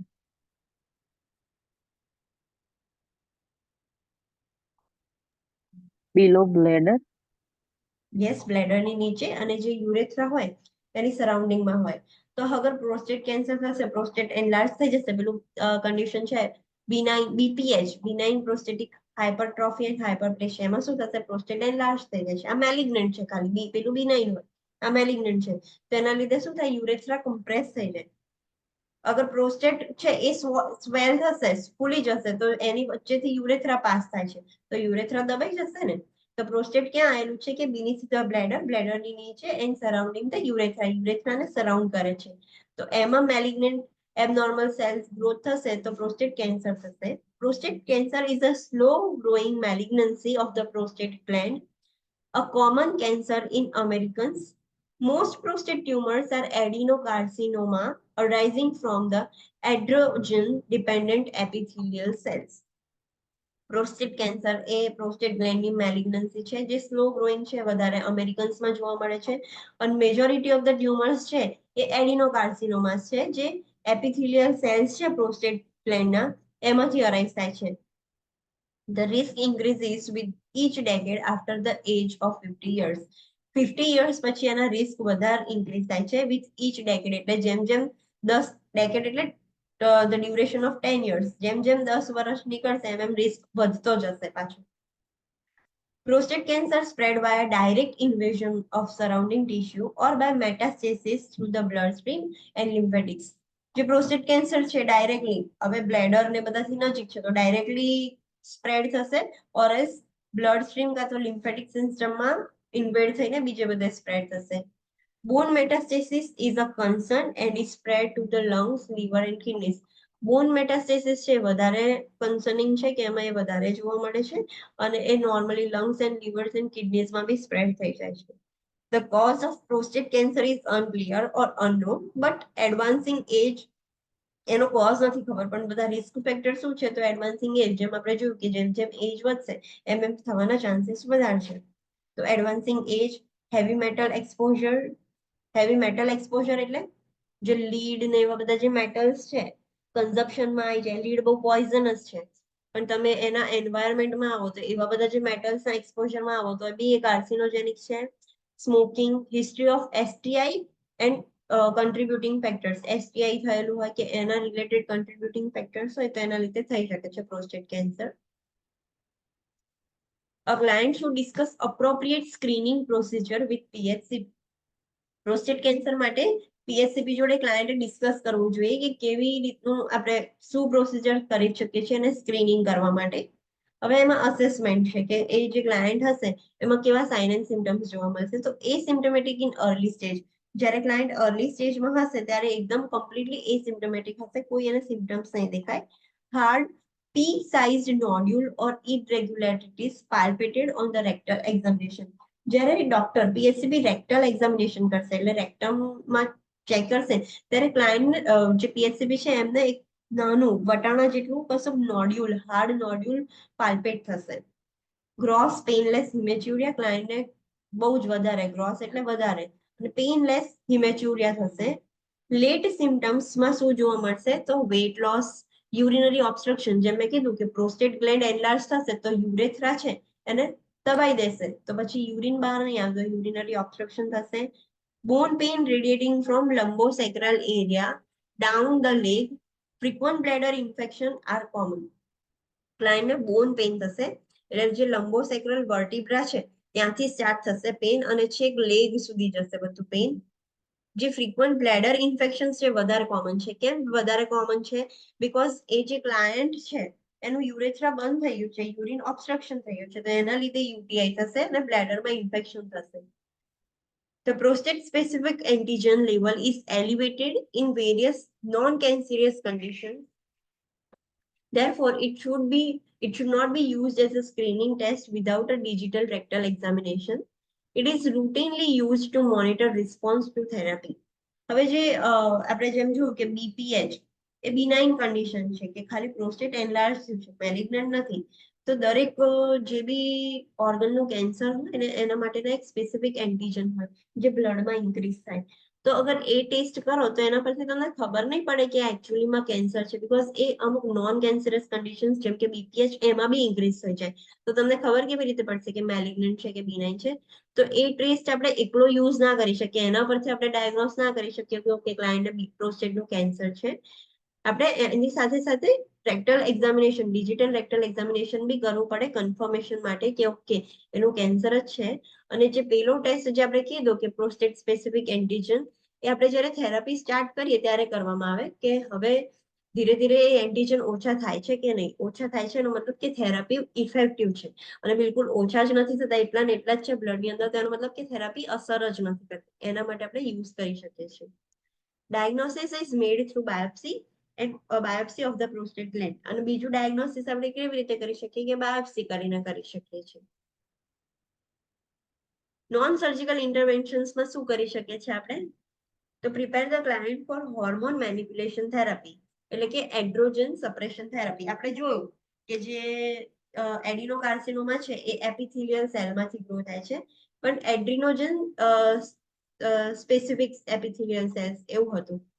એ જે વર્ડ હતો એ શું હતો? એડ્રિનોજન ડિપેન્ડન્ટ એપિથેલિયલ સેલ્સ. એનો મતલબ સોરી, જે ક્લાયન્ટની બોડીની અંદર એડ્રોજન છે, સોરી, એ એડ્રોજન છે એ વધારે સિક્રિટ થાય છે, એના લીધે એપિથેલિયલ સેલ્સ છે એબનોર્મલ ગ્રો થાય છે. તો આપણે ક્લાયન્ટનું હોર્મોનલ મેનિપ્યુલેશન કરી શકીએ, એડ્રોજન ઓછું કરી શકીએ છીએ, તો જેના લીધે એવી ટ્યુમર્સ થાય છે એ સપ્રેસ થઈ શકે. with prostate specific antigen. આ થેરાપીની જોડે જોડે આપણે જે પીએસએ પ્રોસ્ટેટ સ્પેસિફિક એન્ટીજન છે એનું પ્રોપર સર્વેલિયન્સ રાખવાનું, એ ઓછા થયા કે નહીં એ ચેક કરવાનું, એન્ડ ડિજિટલ રેક્ટલ એક્ઝામિનેશન બી કરી શકીએ છીએ. તો આપણને આઈડેન્ટિફાઈ થાય કે ઓકે આ જે ટ્રીટમેન્ટ આપણે આપી hormone manipulation, androgen suppression therapy, એ અસર થઈ કે ના થઈ એ ચેક કરવા માટે. Next is luteinizing hormone may be prescribed to slow the rate of growth of the tumor. બીજી લ્યુટિનાઇઝિંગ હોર્મોન થેરાપી આપી શકે છે. એનું કામ શું છે કે જે ટ્યુમરનો ગ્રોથ છે એ રેટ ઓછો કરી શકે, સ્લો ડાઉન કરી શકે, તો એટલું જલ્દી ગ્રો ના થાય. Medication adverse effects include reduce libido. Libido મતલબ આ જે બધી મેડિકેશન્સ આપીએ છીએ આપણે એનાથી શું એડવર્સ ઇફેક્ટ આવે છે? તો ફર્સ્ટ છે રિડ્યુસ લિબિડો. લિબિડોનો મીનિંગ શું થાય? Loss of sex. યસ, જે સેક્સ્યુઅલ ડ્રાઈવ છે એ ઓછી થઈ જશે, રિડ્યુસ થઈ જશે. હોટ ફ્લેશિસ થશે, બ્રેસ્ટ ટેન્ડરનેસ થઈ જશે. મેલ ક્લાયન્ટ હશે બટ સ્ટીલ એના જે બ્રેસ્ટ ટિશ્યુઝ હશે થોડાક એન્લાર્જ થઈ જશે ને ક્લાયન્ટના ટેન્ડર થઈ જશે. ઓસ્ટિયોપોરોસિસ જોવા મળશે ક્લાયન્ટમાં. loss of muscle mass, weight gain, and the client should be informed of these effects. ક્લાયન્ટને પહેલેથી જ ઇન્ફોર્મ કરી દેવાનું કે તમને આ બધી થેરાપીઝ આપીશું અમે, તો મેડિકેશનના લીધે આ બધા એડવર્સ ઇફેક્ટ આવશે તમને.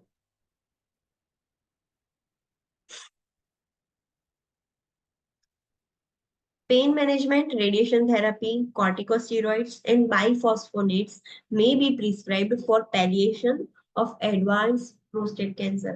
હવે prostate cancer advanced સ્ટેજમાં જતું રહ્યું છે, તો એના માટે આપણે પેઇન ઓછું કરવાનું, કારણ કે યુરિન ઓબ્સ્ટ્રક્શન થશે, ક્લાયન્ટને પેઇન થશે. તો પેઇન મેડિકેશન્સ આપવાની, રેડિયેશન થેરાપી આપી શકીએ છીએ, કોર્ટિકોસ્ટેરોઇડ આપી શકીએ.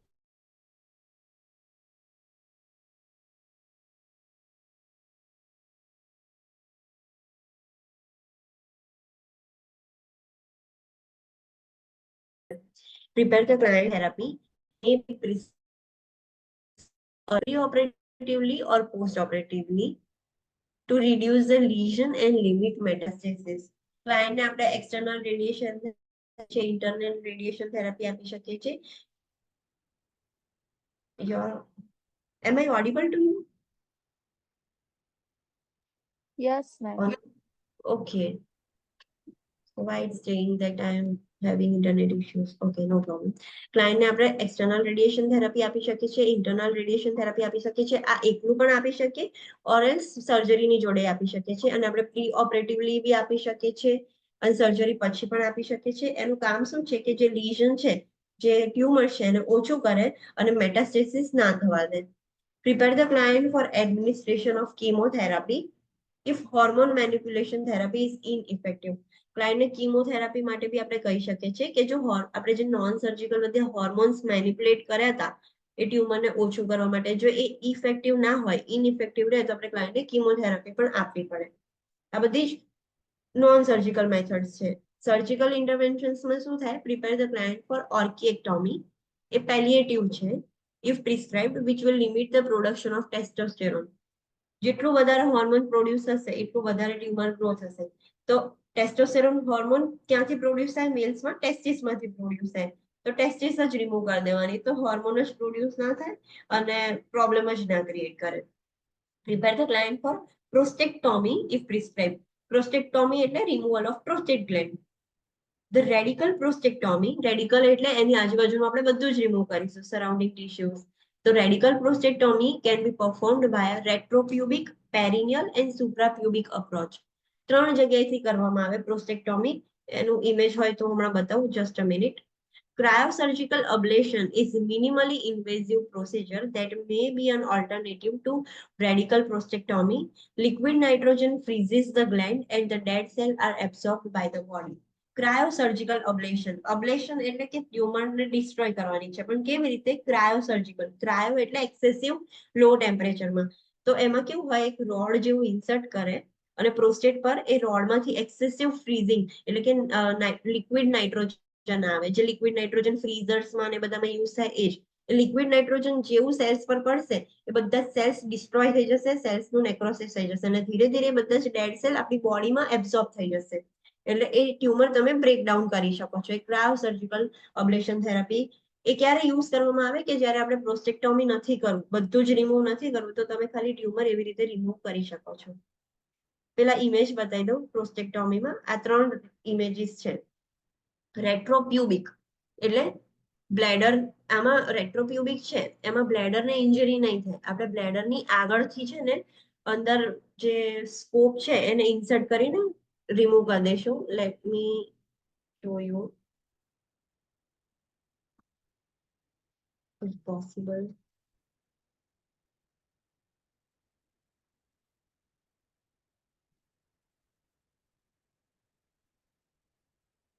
ઓકે, આમાં શું થશે કે અહીંયા લોઅર એબ્ડોમન પર એક ઇન્સિઝન મૂકવામાં આવે અને ત્યાંથી બ્લેડરને ઇન્જરી કર્યા વગર એ ઇન્સિઝનથી આ જે પ્રોસ્ટેટ ગ્લેન્ડ છે જે એનલાર્જ થઈ ગયેલું છે એને રિમૂવ કરવામાં આવે રેટ્રોપ્યુબિકમાં.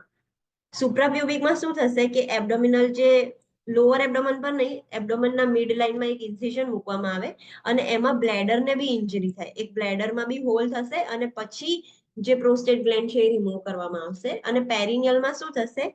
સ્ક્રોટમ અને આ સ્ક્રોટમ છે અને આ હોલ છે એ એનસ છે. એની વચ્ચે એક ઇન્સિઝન મૂકવામાં આવે અને ડાયરેક્ટલી જ પ્રોસ્ટેટ જે ગ્લેન્ડ છે જે એનલાર્જ થઈ ગયેલું છે એ આખું રિમૂવ કરવામાં આવે. 3 ટાઈપની સર્જરી છે. ઓકે, રેટ્રોપ્યુબિક, પેરિનિયલ અને સુપ્રાપ્યુબિક.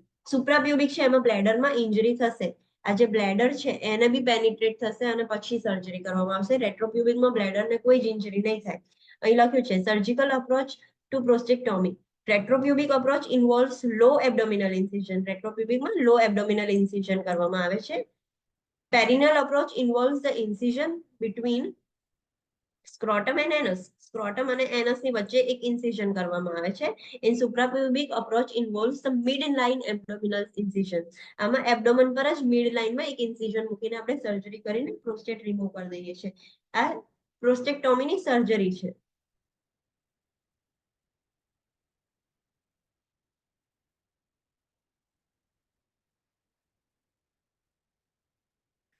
Okay. Next is transurethral resection of prostate may be performed for palliation in prostate cancer client. Transurethral resection of prostate TURP surgery તમે સાંભળ્યું જ હશે, જે BPH માં બી કરવામાં આવે છે, benign prostatic hyperplasia માં બી કરવામાં આવે છે. એ સર્જરીમાં આવું હોય યુરેથ્રામાંથી. પેલી જે બધી સર્જરી છે તેમાં યુરેથ્રામાંથી નહીં, પણ આમાંથી યુરેથ્રામાંથી એ જે રિસેક્ટોસ્કોપ છે જેનાથી આપણે સર્જરી કરીશું એ ઇન્સર્ટ કરવામાં આવે યુરેથ્રામાંથી અને આ જે પ્રોસ્ટેટ છે એને રિમૂવ કરી દેવામાં આવે. આ પ્રોસિજરમાં શું થાય? The procedure involves the insertion of scope into the urethra to excise the prostate tissue. યુરેથ્રામાંથી એક સ્કોપ ઇન્સર્ટ કરવામાં આવે અને પછી ત્યાંથી પ્રોસ્ટેટના બધા ટિશ્યુઝ રિમૂવ કરીને કાઢી લે.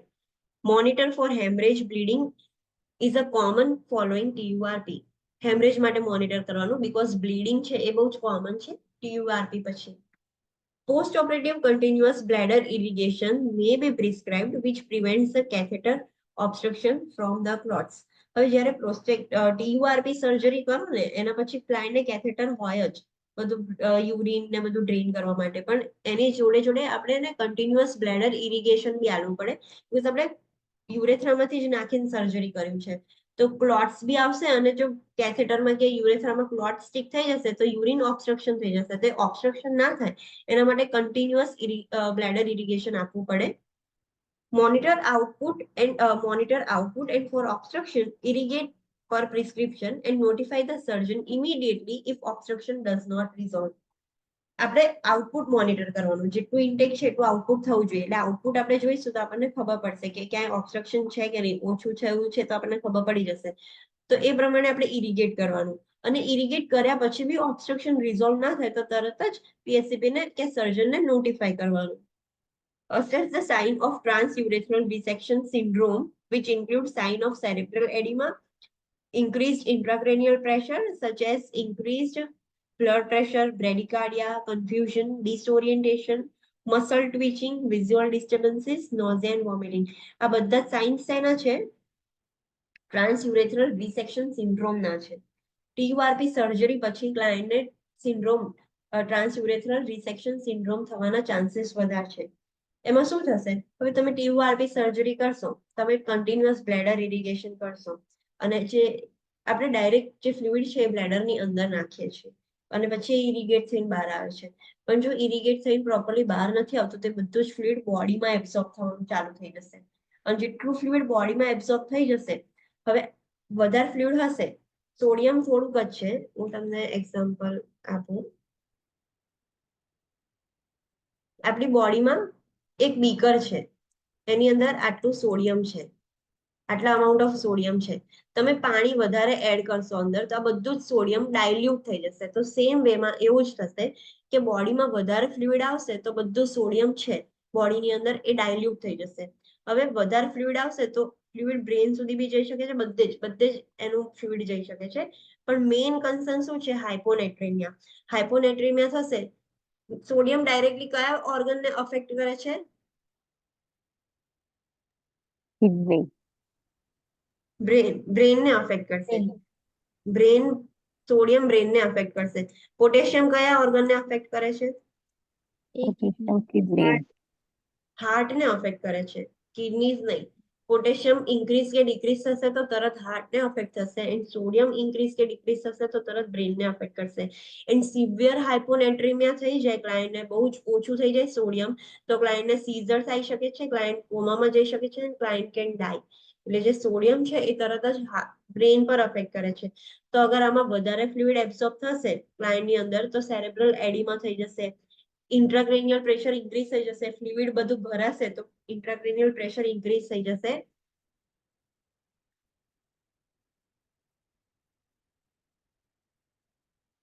ઇન્ટ્રાક્રેનિયલ પ્રેશર ઇન્ક્રીઝ થશે પછી ક્લાયન્ટને બ્લડ પ્રેશર ઇન્ક્રીઝ થશે બ્લડ પ્રેશર ઇન્ક્રીઝ થશે યસ પછી ક્લાયન્ટને બ્રેડિકાર્ડિયા થઈ જશે કન્ફ્યુઝન થશે ક્લાયન્ટ ડિસઓરિએન્ટેડ થઈ જશે મસલ ટ્વિચિંગ સ્ટાર્ટ થશે વિઝ્યુઅલ ડિસ્ટર્બન્સીસ ચાલુ થશે નોઝ એન્ડ વોમિટિંગ થશે આ બધા શેના સાઇન એન્ડ સિમ્પટમ્સ છે increase intracranial pressure intracranial pressure increase થશે તો વોમિટિંગ કેવી થાય એની અલગ ટાઈપની જ વોમિટિંગ હોય કેવી વોમિટિંગ હોય પ્રોજેક્ટાઇલ વોમિટિંગ. યસ પ્રોજેક્ટાઇલ વોમિટિંગ તો આ બધા સાઇન્સ છે કે એનું ઇન્ટ્રાક્રેનિયલ પ્રેશર ઇન્ક્રીઝ થઈ ગયું છે બધું ફ્લુઇડ એક્યુમ્યુલેટ થઈ ગયું છે તો એ એનું મેજર કોમ્પ્લિકેશન છે TURP સર્જરીનું એ ના થાય એનું આપણે ધ્યાન રાખવાનું અને એના સાઇન એન્ડ સિમ્પટમ્સ આપણે સ્ટડી કરીએ આમાંથી કશું બી દેખાય તો તમારે અન્ડરસ્ટેન્ડ થવું જોઈએ કે ઓકે આ TURP સિન્ડ્રોમ થયું છે understood Yes, ma'am. Okay. Next is antispasmodic may be prescribed for bladder spasm. Bladder ને injury થઈ હશે તો bladder spasm થતું હશે એના માટે આપણે antispasmodic drugs આપીએ છીએ. Instruct the client to monitor and report dribbling or incontinence post-operatively and teach the perineal exercise. ક્લાયન્ટને કહેવાનું કે સર્જરી કરી છે ટ્રાન્સ યુરેથ્રલ આપણે સર્જરી કરી છે તો સર્જરી પછી ચાન્સીસ છે ડ્રિબલિંગ એટલે કન્ટિન્યુઅસ ટપકા પડ્યા કરશે યુરિનના ઇન્કોન્ટિનન્સ થશે એ થઈ શકશે તો એના માટે મોનિટર કરવાનું કેવું થાય છે કે નહીં અને એવું થાય છે તો પેરિનિયલ એક્સરસાઇઝ એટલે કે કીગલ એક્સરસાઇઝ છે એ તમારા પેલ્વિક ફ્લોરના મસલ્સ ટાઈટ કરવામાં હેલ્પ કરે તો ક્લાયન્ટને પેરિનિયલ એક્સરસાઇઝ રિલેટેડ ટીચ કરવાનું કે તમે આ બધી એક્સરસાઇઝ કરી શકો છો ટુ સ્ટ્રેન્થન યોર મસલ્સ અને તમે ઇન્કોન્ટિનન્સ છે એને રિલીવ કરી શકો છો sterility is possible following the surgical procedure surgery પછી ક્લાયન્ટને સ્ટરિલિટી મતલબ ક્લાયન્ટ ઇન્ફર્ટાઇલ થઈ શકે છે તો એ બી ક્લાયન્ટને સમજાવવાનું નેક્સ્ટ ઇઝ સુપ્રાપ્યુબિક પ્રોસ્ટેક્ટોમી સુપ્રાપ્યુબિક પ્રોસ્ટેક્ટોમીમાં શું થાય બ્લેડરને ઇન્જરી થવાના ચાન્સીસ છે. યસ સુપ્રાપ્યુબિક એટલે એબ્ડોમેનના મિડ લાઇનમાં ઇન્સિઝન મૂકીને પ્રોસ્ટેટને રિમૂવ કરવામાં આવે બટ એમાં બ્લેડરને બી ઇન્જરી થાય બ્લેડરમાંથી બી હોલ્ડ કરીને બ્લેડરને પેનિટ્રેટ કરીને આપણે સર્જરી કરીએ છીએ suprapubic prostatectomy is the removal of prostate gland by an abdominal incision with the bladder incision એમાં બ્લેડરને બી ઇન્સિઝન મૂકીએ છીએ આપણે the client will have an abdominal dressing that may drain a copious amount of urine and the abdominal dressing will need to be changed frequently. હવે આપણે એબ્ડોમેનમાં બી hall કર્યું એની નીચે બ્લેડરને બી hall કર્યું પછી પ્રોસ્ટેટ રિમૂવ કર્યું છે તો સર્જરી પછી ક્લાયન્ટના એબ્ડોમન પર ડ્રેસિંગ હશે અને ડ્રેસિંગમાંથી બહુ જ બધું યુરિન નીકળતું હશે બીકોઝ બ્લેડરમાંથી એ બધું જ યુરિન એ હોલમાંથી હવે બહાર આવતું હશે તો એને ફ્રીક્વન્ટલી ચેન્જ કરવું પડશે એ ડ્રેસિંગને Severe hemorrhage is possible and monitoring for blood loss is an important nursing intervention. તમે બે વસ્તુ ડાયરેક્ટ ઇન્સિઝન મૂકો છો તો એમાં સિવિયર હેમરેજ થવાના ચાન્સીસ છે તો નર્સિંગ ઇન્ટરવેન્શન આપણું ઇમ્પોર્ટન્ટ નર્સિંગ ઇન્ટરવેન્શન શું છે કે બ્લડ લોસ આપણે મોનિટર કરીએ તો આપણને ખબર પડે કે બહુ બ્લડ લોસ થયો છે કે નહીં એન્ટીસ્પાઝમોડિક્સ મે be prescribed four bladder spasm obvious છે બ્લેડરને ઇન્જરી થઈ છે તો એન્ટીસ્પાઝમોડિક આપવા પડે સીબીઆઈ એટલે ક્રાઇમ બ્યુરો ઇન્વેસ્ટિગેશન સીબીઆઈ એટલે શું હમણાં તો ભણ્યા આપણે આ જસ્ટ આના ઉપરનો ટોપિક TURP સર્જરીમાં ટ્રાન્સયુરેથ્રલ રીસેક્શનિંગ ઓફ પ્રોસ્ટેટ એમાં ના જોયું Bladder કન્ટિન્યુઅસ બ્લેડર યસ એને સીબીઆઈ કહેવાય irrigation. યસ એટલે કે CBI is prescribed and carried out to maintain pink color urine CBI બ્લેડરને એને ઇન્જરી થઈ છે એટલે કન્ટિન્યુઅસ બ્લેડર ઇરિગેશન પ્રિસ્ક્રાઇબ કરશે કેમ તો પિંક કલરનું યુરિન મેન્ટેન કરવા માટે બહુ મતલબ પ્રોપરલી બધું વોશ થઈ જાય એના માટે Monitor output and for obstruction, irrigate as per prescription and notify the surgeon immediately if obstruction does not resolve. Same કે આઉટપુટ મોનિટર કરવાનું, ઓબ્સ્ટ્રક્શન છે કે નહીં એના પરથી આઈડેન્ટિફાઈ થઈ જશે, પછી ઇરિગેટ કરવાનું, સ્ટીલ ઓબ્સ્ટ્રક્શન રિઝોલ્વ નથી થતું તો તરત જ સર્જનને નોટિફાઈ કરવાનું. Sterility occurs with this procedure. આનાથી બી સ્ટેરિલિટી આવી શકે છે ક્લાયન્ટની. Next is રેટ્રોપ્રોબિક પ્રોસ્ટેક્ટોમી. રેટ્રોપ્યુબિક પ્રોસ્ટેક્ટોમીમાં શું થશે?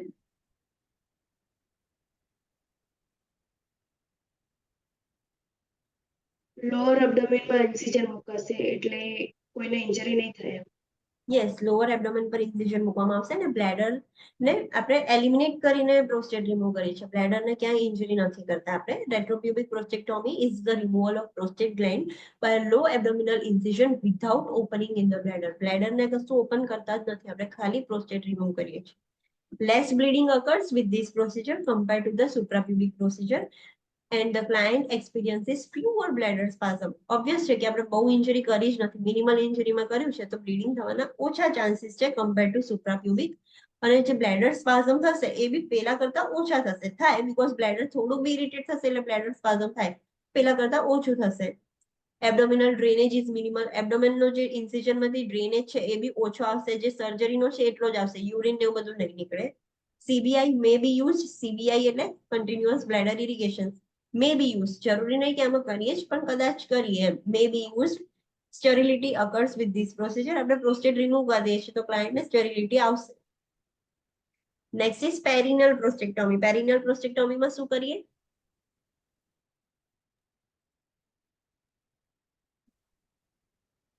એનસ અને સ્ક્રોટમની વચ્ચેથી આપણે ઇન્સિશન. યસ, એનસ અને સ્ક્રોટમની વચ્ચેથી પેરિનિયલ એરિયામાં ઇન્સિઝન મૂકીને પ્રોસ્ટેટ રિમૂવ કરી દઈએ છીએ. The prostate gland is removed through an incision made between the scrotum and anus. Minimal bleeding occurs with this procedure. The client needs to be monitored closely for infection because the risk of infection is increased with this type of prostatectomy.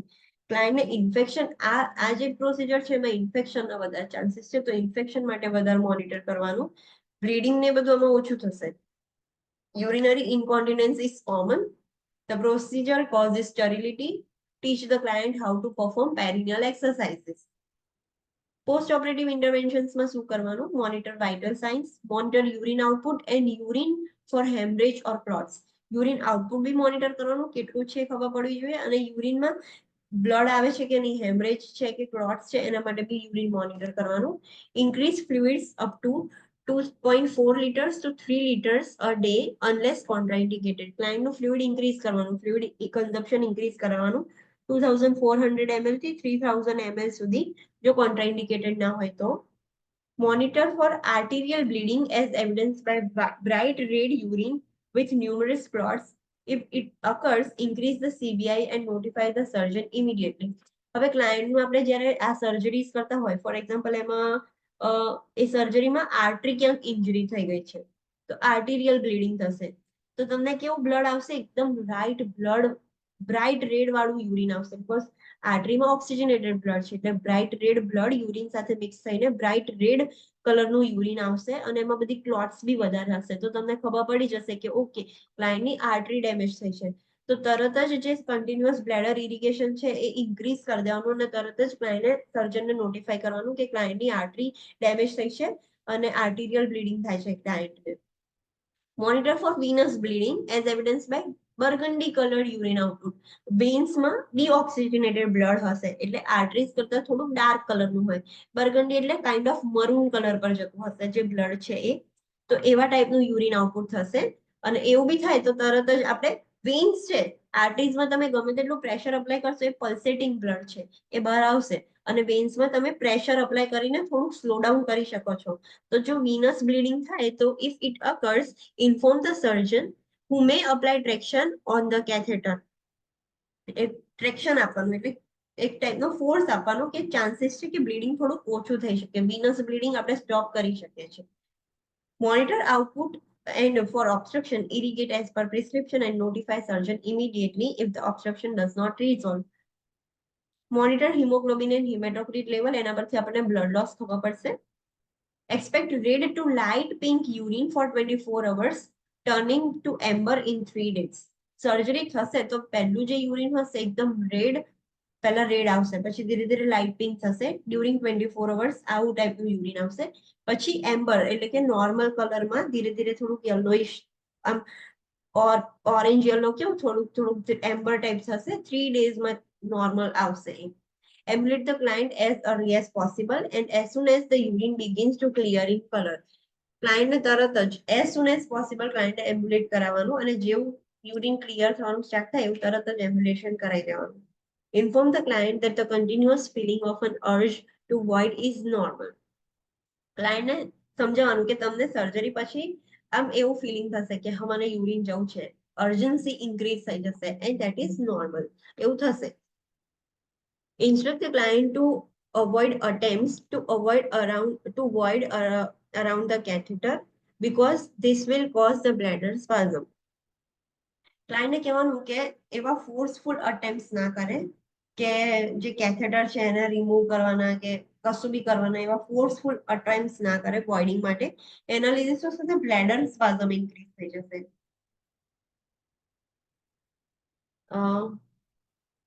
Administer antibiotics, analgesics, stool softeners and antispasmodic as prescribed.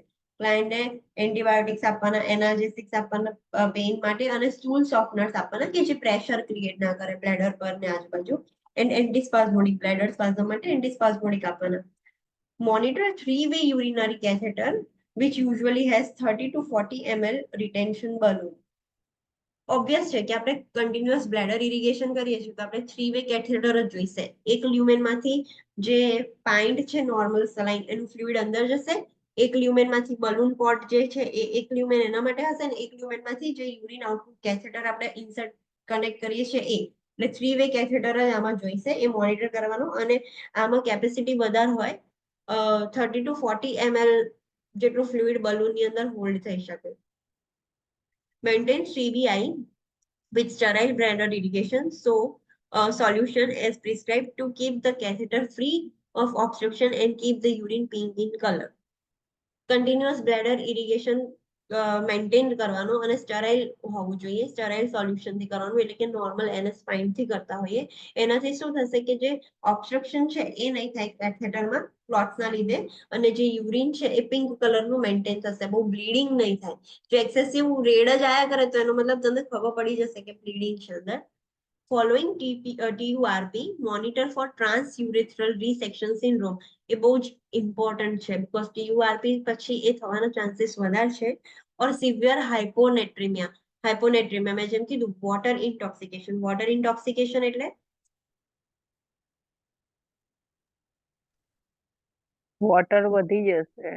Yes, water બોડીમાં બહુ જ વધી જશે, એને water intoxication કહેવાય. એના લીધે હાઇપોનેટ્રીમિયા થઈ જશે. Caused by excessive absorption of the bladder irrigation during surgery. બહુ જ બધું બ્લેડર ઇરિગેશન થઈ ગયું તો બહુ જ બધું વધારે વોટર એબ્સોર્બ થઈ ગયું, એના લીધે હાઇપોનેટ્રીમિયા થઈ ગયું. અને એના સાઇન્સ શું છે? તો altered mental stage, bradycardia, increase blood pressure, confusion, seizures, coma, death, increase cerebral intracranial pressure, cerebral oedema, એ બધા જ એના સાઇન્સ છે.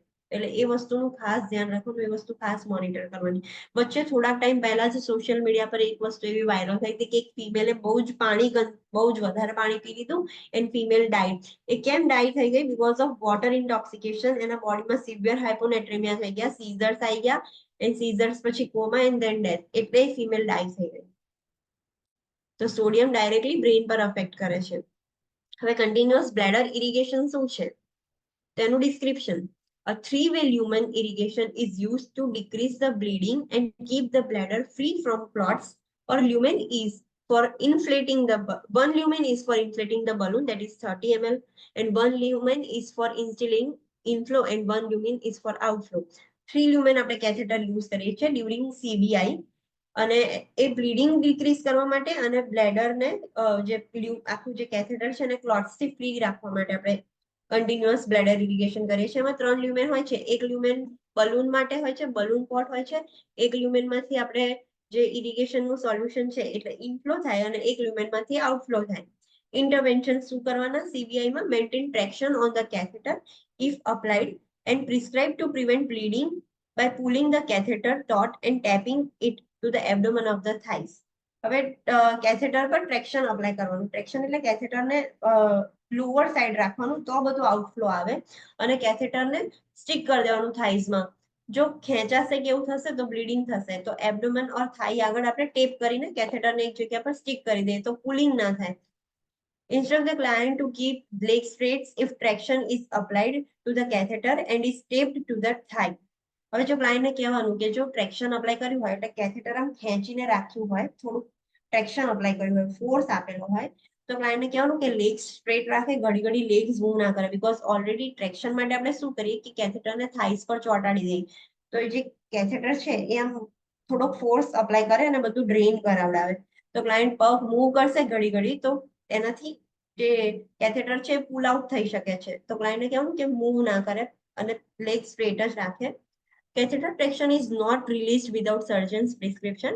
It usually is released after any bright red drainage has diminished. અને ટ્રેક્શન છે ક્યારે રિલીઝ કરવામાં આવે કે સર્જન કે પછી જ રિલીઝ કરવામાં આવે કે જ્યારે બ્રાઇટ રેડ ડિસ્ચાર્જ છે કે બ્લીડિંગ છે એ ઓછું થઈ જાય, ડિમિનિશ થઈ જાય ત્યારે. Use only sterile bladder irrigation solution or prescribed solution to prevent water intoxication. Sterile bladder irrigation solution જ યુઝ કરવાનું કાં તો બીજું કોઈ જે સોલ્યુશન પ્રિસ્ક્રાઇબ કર્યું હોય એ જ યુઝ કરવાનું. વોટર ઇન્ટેક્સિકેશન ના થઈ જાય એના માટે. Run the solution at a rate as prescribed to keep the urine pink. Run the solution rapidly if the bright red drainage or clots are present. Monitor the output closely. Run the solution at about 40 drops per minute when the bright drainage clears.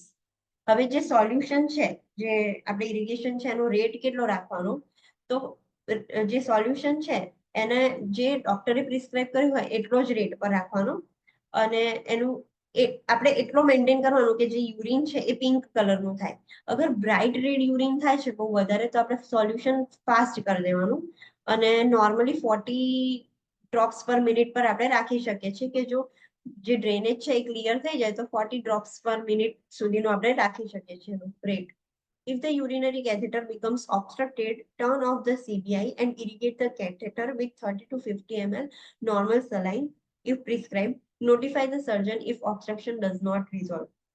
જો obstruction થઈ જાય તો તરત જ CBI continuous bladder irrigation stop કરી દેવાનું અને 30 to 50 ml ની સિરિંજ લઈને તમે એસ્પિરેટ કરીને એને ઇરિગેટ કરી શકો છો. જે બધું ફ્લુઇડ અંદર ફસાઈ ગયું છે ઓબ્સ્ટ્રક્શનના લીધે એ તમે કાઢી શકો છો અને તરત જ નોટિફાઈ કરવાનું સર્જનને જો ઓબ્સ્ટ્રક્શન રિલીવ ના થાય તો. હવે ફોર એક્ઝામ્પલ ઓબ્સ્ટ્રક્શન થઈ ગયું છે ક્લાયન્ટને અને તમે કન્ટિન્યુઅસ બ્લેડર ઇરિગેશન સ્ટોપ નથી કરતા, એ ચાલુ છે, તો પછી એ બધું ફ્લુઇડ ક્યાં જશે?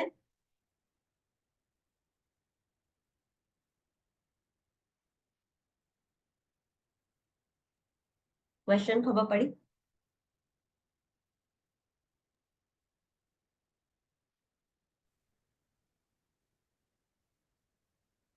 ઓનલાઈન સ્ટુડન્ટ્સ ક્વેશ્ચન ખબર પડી? હું શું કહેવા માંગુ છું? Yes. હા, હું એવું કહું છું કે તમે કન્ટિન્યુઅસ બ્લેડર ઇરિગેશન કરો છો અને ઓબ્સ્ટ્રક્શન છે અને તમે ઇરિગેશન બંધ નથી કર્યું તો પછી એ ફ્લુઇડ ક્યાં જશે? Backflow બેક થશે. ફ્લો થશે. ના, બેકફ્લો નહીં થાય. બ્લેડરમાંથી બધું એબ્સોર્બ થઈ જશે વધારાનું ફ્લુઇડ અને એના લીધે શું થશે? હાઇપોનાઇટ્રેમિયા. હાઇપોનાઇટ્રેમિયા થશે, વોટર ઇન્ટોક્સિકેશન થશે, જે TURP સિન્ડ્રોમ છે એ થવાના ચાન્સીસ છે ક્લાયન્ટને. એટલા માટે જો ઓબ્સ્ટ્રક્શન લાગે તો બી વધારાનું ઇરિગેટ કર નહીં કરવાનું, એ બધું ફ્લુઇડ બોડીમાં જશે, ક્લાયન્ટની બોડીમાં જશે તો પ્રોબ્લેમ થઈ જશે. એટલા માટે જ્યારે ઇરિગેશન થતું હોય ને ત્યારે ખાસ વસ્તુ શું ધ્યાન રાખવાની, તમે 1000 ml ઇરિગેટ કર્યું તો 1000 ml યુરિન આઉટપુટ તો થવો જ જોઈએ અને એના સિવાય જે કિડનીનો આઉટપુટ હોય બીજો 1000 ml આખા દિવસનો 1000 ml યુરિન આઉટપુટ તો હોવો જ જોઈએ. તો ટોટલ તમે 1000 ઇરિગેટ કરો છો તો 2000 ml આઉટપુટ હોવું જોઈએ. જો એનાથી ઓછું હોય તો તમને ખબર પડે કે આ બધું ફ્લુઇડ ગયું ક્યાં, ક્લાયન્ટની બોડીમાં જતું હતું. એટલા માટે ઇન્ટેક ને આઉટપુટ એવા પેશન્ટમાં ખાસ મોનિટર કરવાનું.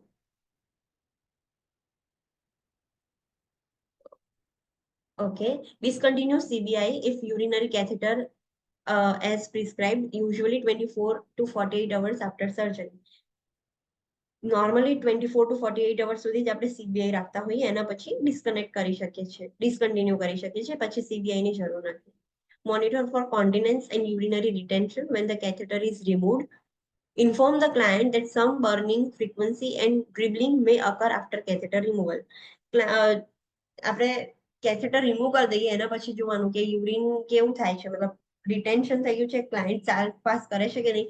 તમે જોવું હશે કે જ્યારે બી કેથેટર રિમૂવ કરીએ ત્યારે આપણે ફર્સ્ટ વોઇડ ચેક કરીએ છીએ, ક્લાયન્ટને જાતે થયું કે નહીં, તો એ મોનિટર કરવાનું અને ક્લાયન્ટને કહેવાનું કે જ્યારે રિમૂવ કરીશું તો થોડુંક બર્નિંગ સેન્સેશન થશે, થોડી ફ્રીક્વન્સી ઇન્ક્રીઝ થશે અને થોડુંક ડ્રિબલિંગ થતું હશે, એવું તમને સ્ટાર્ટિંગમાં ફીલ થશે.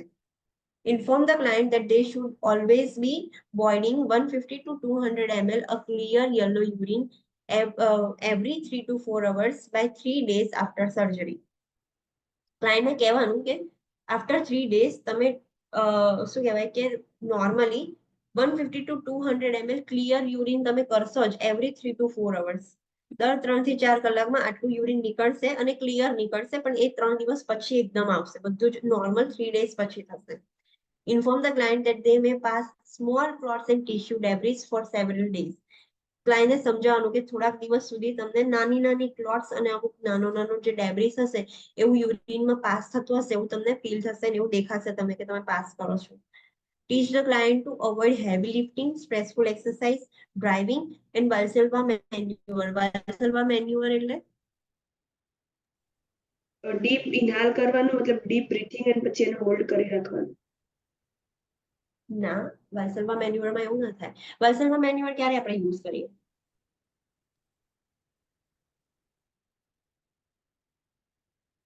વાલ્સલ્વા મેન્યુઅર આપણે ક્યારે સિંક્રોનાઇઝ યુઝ કરીએ? રિધમ હોય તો, સિંક્રોનાઇઝ રિધમ હોય તો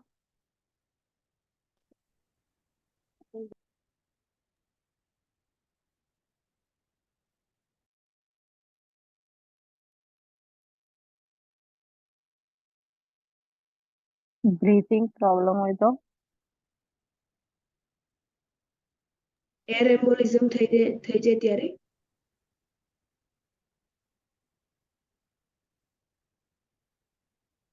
પ્રોપર સિંકમાં છે, પ્રોપર છે, નોર્મલ ટેકીકાર્ડિયા હોય, એક્સ્ટ્રીમ હાઈ હાર્ટ રેટ હોય ત્યારે આપણે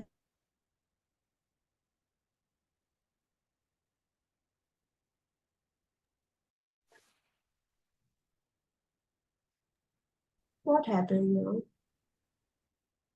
What did you hear in last?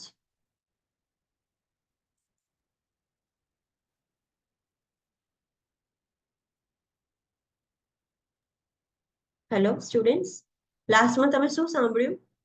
પાલ્પિટેશન. પાલ્પિટેશન.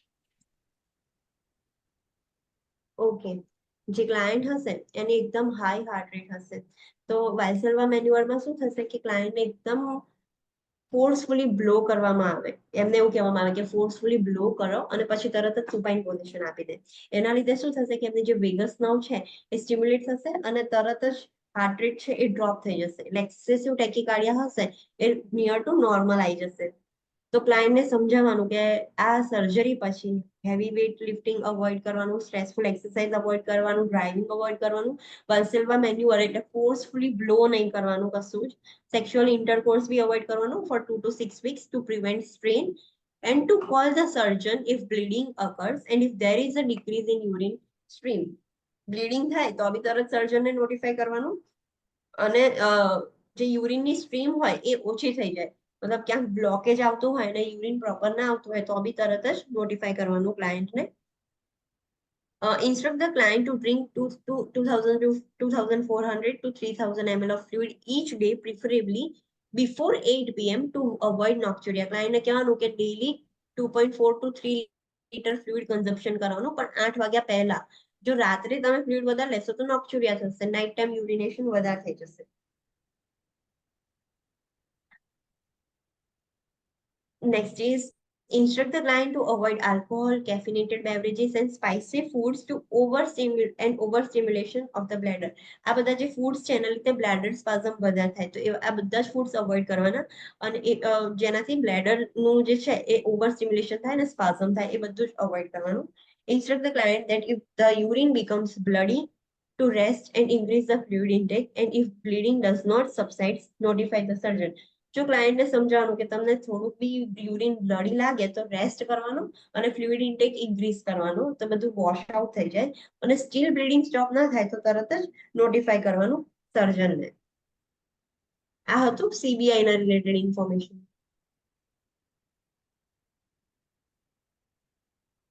Okay, we have seen completed all this.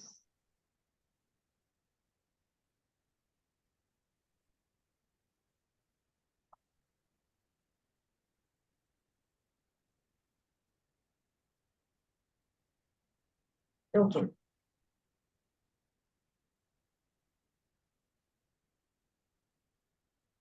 આપણે અહીંયાથી બાકી છે ને રેટ્રોપ્યુબિક પતી ગયું. Okay, avoid the use of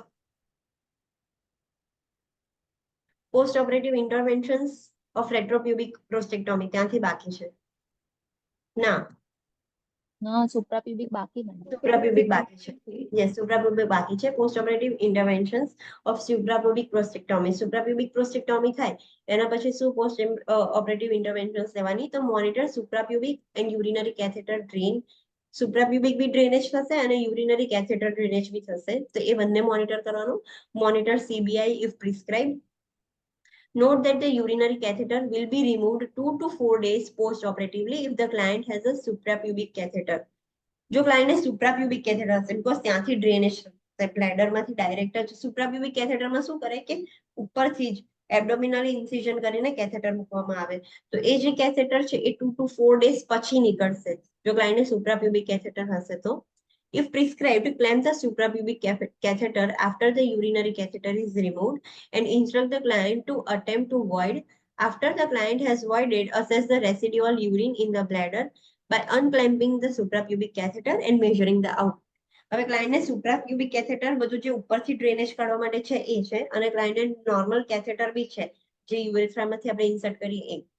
તો ફર્સ્ટ પેલું યુરેથ્રલ કેથેટર છે એ આપણે રિમૂવ કરી દઈએ છીએ. એ રિમૂવ કર્યા પછી શું કરવાનું? જે સુપ્રાપ્યુબિક કેથેટર છે એને ક્લેમ્પ કરી દેવાનું અને ક્લાયન્ટને કહેવાનું કે હવે તમે જાતે વોઇડ કરો. કેથેટર રિમૂવ કર્યા પછી જાતે વોઇડ થાય છે કે નહીં એ ચેક કરવા માટે. તો ક્લાયન્ટ વોઇડ કરી લે પછી આપણે ક્લેમ્પ ઓપન કરી દેવાનું સુપ્રાપ્યુબિકનો અને ચેક કરવાનું કે કેટલું યુરિન આવ્યું. આપણને એના પરથી આઈડેન્ટિફાઈ થશે કે કેટલું રેસિડ્યુઅલ વોલ્યુમ યુરિનેટ કર્યા પછી કેટલું વોલ્યુમ બ્લેડરની અંદર રહી જાય છે એ આઈડેન્ટિફાઈ કરવા માટે આપણે કરીએ છીએ process. Prepare for the removal of suprapubic catheter when the client consistently empties the bladder and residual urine is 75 ml or less or as prescribed.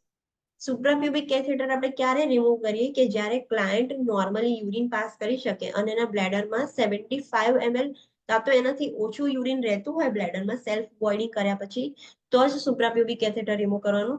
અગર ક્લાયન્ટ બહુ સારી રીતે વોઇડ નથી કરતું, રેસિડ્યુઅલ વોલ્યુમ વધારે રહે છે 75 ml કરતા, તો પછી સુપ્રાપ્યુબિક કેથેટર આપણે રિમૂવ ના કરી શકીએ. Monitor the suprapubic incision dressing, which may become saturated with the urine until the incision heals. Dressing may need to be changed frequently. સુપ્રાપ્યુબિક ઇન્સિઝન કર્યું હશે ત્યાં આગળ ડ્રેસિંગ હશે રિમૂવ કર્યા પછી, તો એ ડ્રેસિંગ પ્રોપરલી ચેક કરવાનું, મોનિટર કરવાનું કે કેટલું સેચ્યુરેટ થાય છે યુરિનથી. સેચ્યુરેટ મતલબ ભીનું કેટલું થઈ જાય છે યુરિનથી. જ્યાં સુધી ઇન્સિઝન પ્રોપરલી હીલ ના થઈ જાય ત્યાં સુધી ડ્રેસિંગ રેગ્યુલરલી ફ્રિક્વન્ટલી ચેન્જ કરતું રહેવાનું, બિકોઝ ત્યાંથી ઇન્ફેક્શન થઈ શકે છે પછી client. Post operative interventions of retropubic prostatectomy. Note that because the bladder is not entered, there is no urinary drainage on the abdominal dressing. If urinary or purulent drainage is noted on the dressing, notify the surgeon. હવે આપણે એમાં બ્લેડરને open બી નથી કરતા, બ્લેડરને કઈ injury જ નથી થતી, તો એમાં કોઈ જ યુરિનરી ડ્રેનેજ નહીં આવે એબડોમન પર. હા, પણ જો એબડોમનમાં યુરિનરી કાં તો પ્યુરુલેન્ટ ડ્રેનેજ આવે તો પછી તરત જ સર્જનને નોટિફાઈ કરવાનું. એનો શું મતલબ છે કે બ્લેડરને ક્યાંક ઇન્જરી થઈ ગઈ છે, બાકી નોર્મલી રેટ્રોપ્યુબિકમાં બ્લેડરને ક્યાં ઇન્જરી ના થાય. Monitor for fever and increase pain which may indicate infection. Fever છે કે પેઇન ઇન્ક્રીઝ થાય છે તો એનો મતલબ કે ક્લાયન્ટને ક્યાંક ઇન્ફેક્શન થઈ ગયું છે. Post operative interventions of perineal prostatectomy. Perineal prostatectomy પછીના શું ઇન્ટરવેન્શન્સ હોય? Note that the client will have an incision which may or may not have a drain. જે ક્લાયન્ટનું ઇન્સિઝન છે એમાં ડ્રેન હશે બી ખરા ઓર નહીં બી હોય. avoid the use of rectal thermometers, rectal tubes and enemas because they may cause the trauma and bleeding. હવે આપણે જે પેરિનિયલ પ્રોસ્ટેક્ટોમી છે એમાં એનસ અને સ્ક્રોટમની વચ્ચે ઇન્સિઝન મૂકીએ છીએ. તો આપણે રેક્ટમમાં કોઈ થર્મોમીટર યુઝ નહીં કરવાના, રેક્ટલ ટ્યુબ્સ, એનિમાસ, કચ્છુઈ જેવી વસ્તુ યુઝ નહીં કરવાની જે આપણે રેક્ટમમાં યુઝ કરીએ છીએ, રેક્ટમમાં પ્લેસ કરીએ છીએ, બીકોઝ એના લીધે ચાન્સીસ છે કે ટ્રોમા થઈ શકે છે અને બ્લીડિંગ થઈ શકે છે. આઈ ગેસ આજે આપણે બહુ જ ચલાવી લીધું. 4:44 થઈ ગઈ, ખબર બી ના રહી. Okay, so you need break કે પછી હું નેક્સ્ટ સ્ટાર્ટ કરી દઉં? બ્લેડર કેન્સર કેટલું છે? ઇટ્સ સો બિગ, નહીં પતે. ઇટ્સ સો બિગ, નહીં પતે. Okay, let's do a revision કે આજે આપણે શું જોયું. આજે બહુ ટોપિક્સ જોયા જ નથી, 3 જ કેન્સર આપણે જોયા. લંગ કેન્સર જોયું. Lung cancer means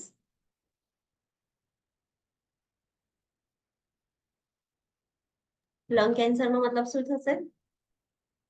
Malignant tumor of the bronchi and peripheral lung. Yes, lungs ની અંદર મેલિગ્નન્સી થઈ ગઈ છે. લંગ કેન્સર અને બીજા કયા કેન્સરમાં આપણે એરવે નું વધારે ખાસ ધ્યાન રાખવાનું? Laryngeal cancer. Laryngeal. યસ, એના આપણે કોઝિસ જોયા, અસેસમેન્ટ જોયું, ઇન્ટરવેન્શન્સ જોયા. એમાં નોન સર્જિકલ ઇન્ટરવેન્શન્સમાં રેડિયેશન થેરાપી, કિમોથેરાપી અને સર્જિકલ ઇન્ટરવેન્શન્સમાં આપણે બધી અલગ અલગ ટાઈપ્સની થેરાપીઝ જોઈ. Pre operative, post operative management જોયું. Next we have seen laryngeal cancer. Laryngeal cancer એટલે લેરિન્ક્સ, કોઈ પણ આખા લેરિન્ક્સમાં ગમે ત્યાં કોઈ બી એના પાર્ટમાં ટ્યુમર કે અલ્સર થઈને જે કેન્સર થઈ જાય ને લેરિન્જિયલ કેન્સર કહેવાય. રિસ્ક ફેક્ટર્સ જોયા આપણે, અસેસમેન્ટ જોયું, એનું ઇન્ટરવેન્શન્સ જોયા, નોન સર્જિકલ ઇન્ટરવેન્શન્સ જોયા, સર્જિકલ ઇન્ટરવેન્શન્સ જોયા, post operative interventions, pre operative interventions, post operative interventions. અને હા, લેરિન્જિયલ કેન્સરમાં આપણે વોઇસ બોક્સ છે, જે વોકલ કોર્ડ છે, રિમૂવ કરી દે છે. તો એના માટે આપણે અલગથી રિહેબિલિટેશન અને સ્પીચ થેરાપીનું ડિટેલમાં જોયું. હવે જેને લેરિન્જિએક્ટોમી કરેલું હશે, કમ્પ્લીટ ટોટલ લેરિન્જિએક્ટોમી, એ લોકોને પરમનન્ટ ટ્રેક્યોસ્ટોમી હશે. તો એને કેવી રીતે કેર કરવાનું, શું ધ્યાન રાખવાનું, એ બી આપણે જોયું. Next we have scene prostate cancer. Prostate cancer એટલે કે જે મેલ રિપ્રોડક્ટિવ ઓર્ગન છે પ્રોસ્ટેટ, જે બ્લેડર ની નીચે અને યુરેથ્રાની સરાઉન્ડિંગમાં આવેલું છે, એના સેલ્સમાં મેલિગ્નન્સી થઈ જશે. એના આપણે રિસ્ક ફેક્ટર્સ જોયા, એના અસેસમેન્ટ જોયું આપણે. નોન સર્જિકલ ઇન્ટરવેન્શન્સમાં હોર્મોનલ થેરાપી આપવામાં આવે છે કે એડ્રોજનના લીધે થતું હોય તો આપણે એને ઓછું કરીએ છીએ, લ્યુટિનાઇઝિંગ હોર્મોન આપીએ છીએ. એન્ડ આ બધી મેડિકેશન્સના સાઇડ ઇફેક્ટ્સ જોયા. પછી રેડિયેશન થેરાપી, કિમોથેરાપી આપણે જોયું, સર્જિકલ ઇન્ટરવેન્શન્સ આપણે જોયું પ્રોસ્ટેક્ટોમીમાં. અને એમાં પ્રોસ્ટેક્ટોમીની સર્જિકલ ઇન્ટરવેન્શન શું છે? તો પહેલી છે ટ્રાન્સ યુરેથ્રલ રિસેક્શન ઓફ પ્રોસ્ટેટ, જેમાં યુરેથ્રામાંથી પ્રોસ્ટેટને રિમૂવ કરવામાં આવે છે. બીજી 3 કઈ છે? રેટ્રોપ્યુબિક પ્રોસ્ટેક્ટોમી, પેરિનિયલ પ્રોસ્ટેક્ટોમી અને સુપ્રાપ્યુબિક. એમાં શું ડિફરન્સ છે ખાલી તમને ખબર હોવી જોઈએ. અને સુપ્રાપ્યુબિક હોય તો એમાં બ્લીડિંગ અને યુરિન ડિસ્ચાર્જ એબ્ડોમનથી વધારે થશે. અને જે રેટ્રોપ્યુબિક અને પેરિનિયલ પ્રોસ્ટેક્ટોમી છે એમાં એટલો બધો બ્લડ લોસ એવું નહીં થાય, એ વસ્તુ ઓછું થશે એમાં. આપણે એ બધી સર્જરીઝ ડિટેલમાં જોઈ. Post operative, general post operative interventions જોયા આપણે. પછી એક સર્જરીના પોસ્ટ ઓપરેટિવ ઇન્ટરવેન્શન્સ જોયા, સુપ્રાપ્યુબિક, રેટ્રોપ્યુબિક અને પેરિનિયલ પ્રોસ્ટેક્ટોમી. એ ત્રણેયના ઇન્ડિવિજ્યુઅલ આપણે જોયા. અને એમાં ખાસ ધ્યાન રાખવાનું TURP સિન્ડ્રોમ. TURP સિન્ડ્રોમ શું છે કે જ્યારે બ્લેડર ઇરિગેશન ચાલુ હોય, કન્ટિન્યુઅસ બ્લેડર ઇરિગેશન, અને એક્સેસિવ ફ્લુઇડ જે છે એ એબ્ઝોર્બ થવાનું સ્ટાર્ટ થઈ જાય બ્લેડરમાંથી બોડીમાં, તો બોડી સિવિયર હાઇપોનેટ્રેમિયામાં જતી રહેશે, એટલે કે વોટર ઇન્ટોક્સિકેશન થઈ જશે. એન્ડ એના લીધે અમુક કોમ્પ્લિકેશન્સ થશે. કેવા કોમ્પ્લિકેશન્સ? તો મેન્ટલ સ્ટેટસ ચેન્જીસ થશે, બ્રેડિકાર્ડિયા થશે, increase blood pressure, confusion, cerebral oedema, increase intracranial pressure, nausea, vomiting, આ બધા જ કોમ્પ્લિકેશન્સ અરાઇઝ થશે. And client can die. તો આના ઉપર વધારે ફોકસ કરવાનું. આ જે સિન્ડ્રોમ છે, આ જે રેડ પોઈન્ટ છે, બહુ જ ઇમ્પોર્ટન્ટ પોઈન્ટ છે. તો આ ભૂલી બી નહીં જવાનું, ભૂલથી બી નહીં ભૂલવાનું. એટલે આ વસ્તુનું ખાસ ધ્યાન રાખવાનું. એની doubt in today's topic? No. No, ma'am. No, ma'am. Okay. So thank you. See you tomorrow at 3 p.m. Thank you, ma'am. Thank you, ma'am. Thank you.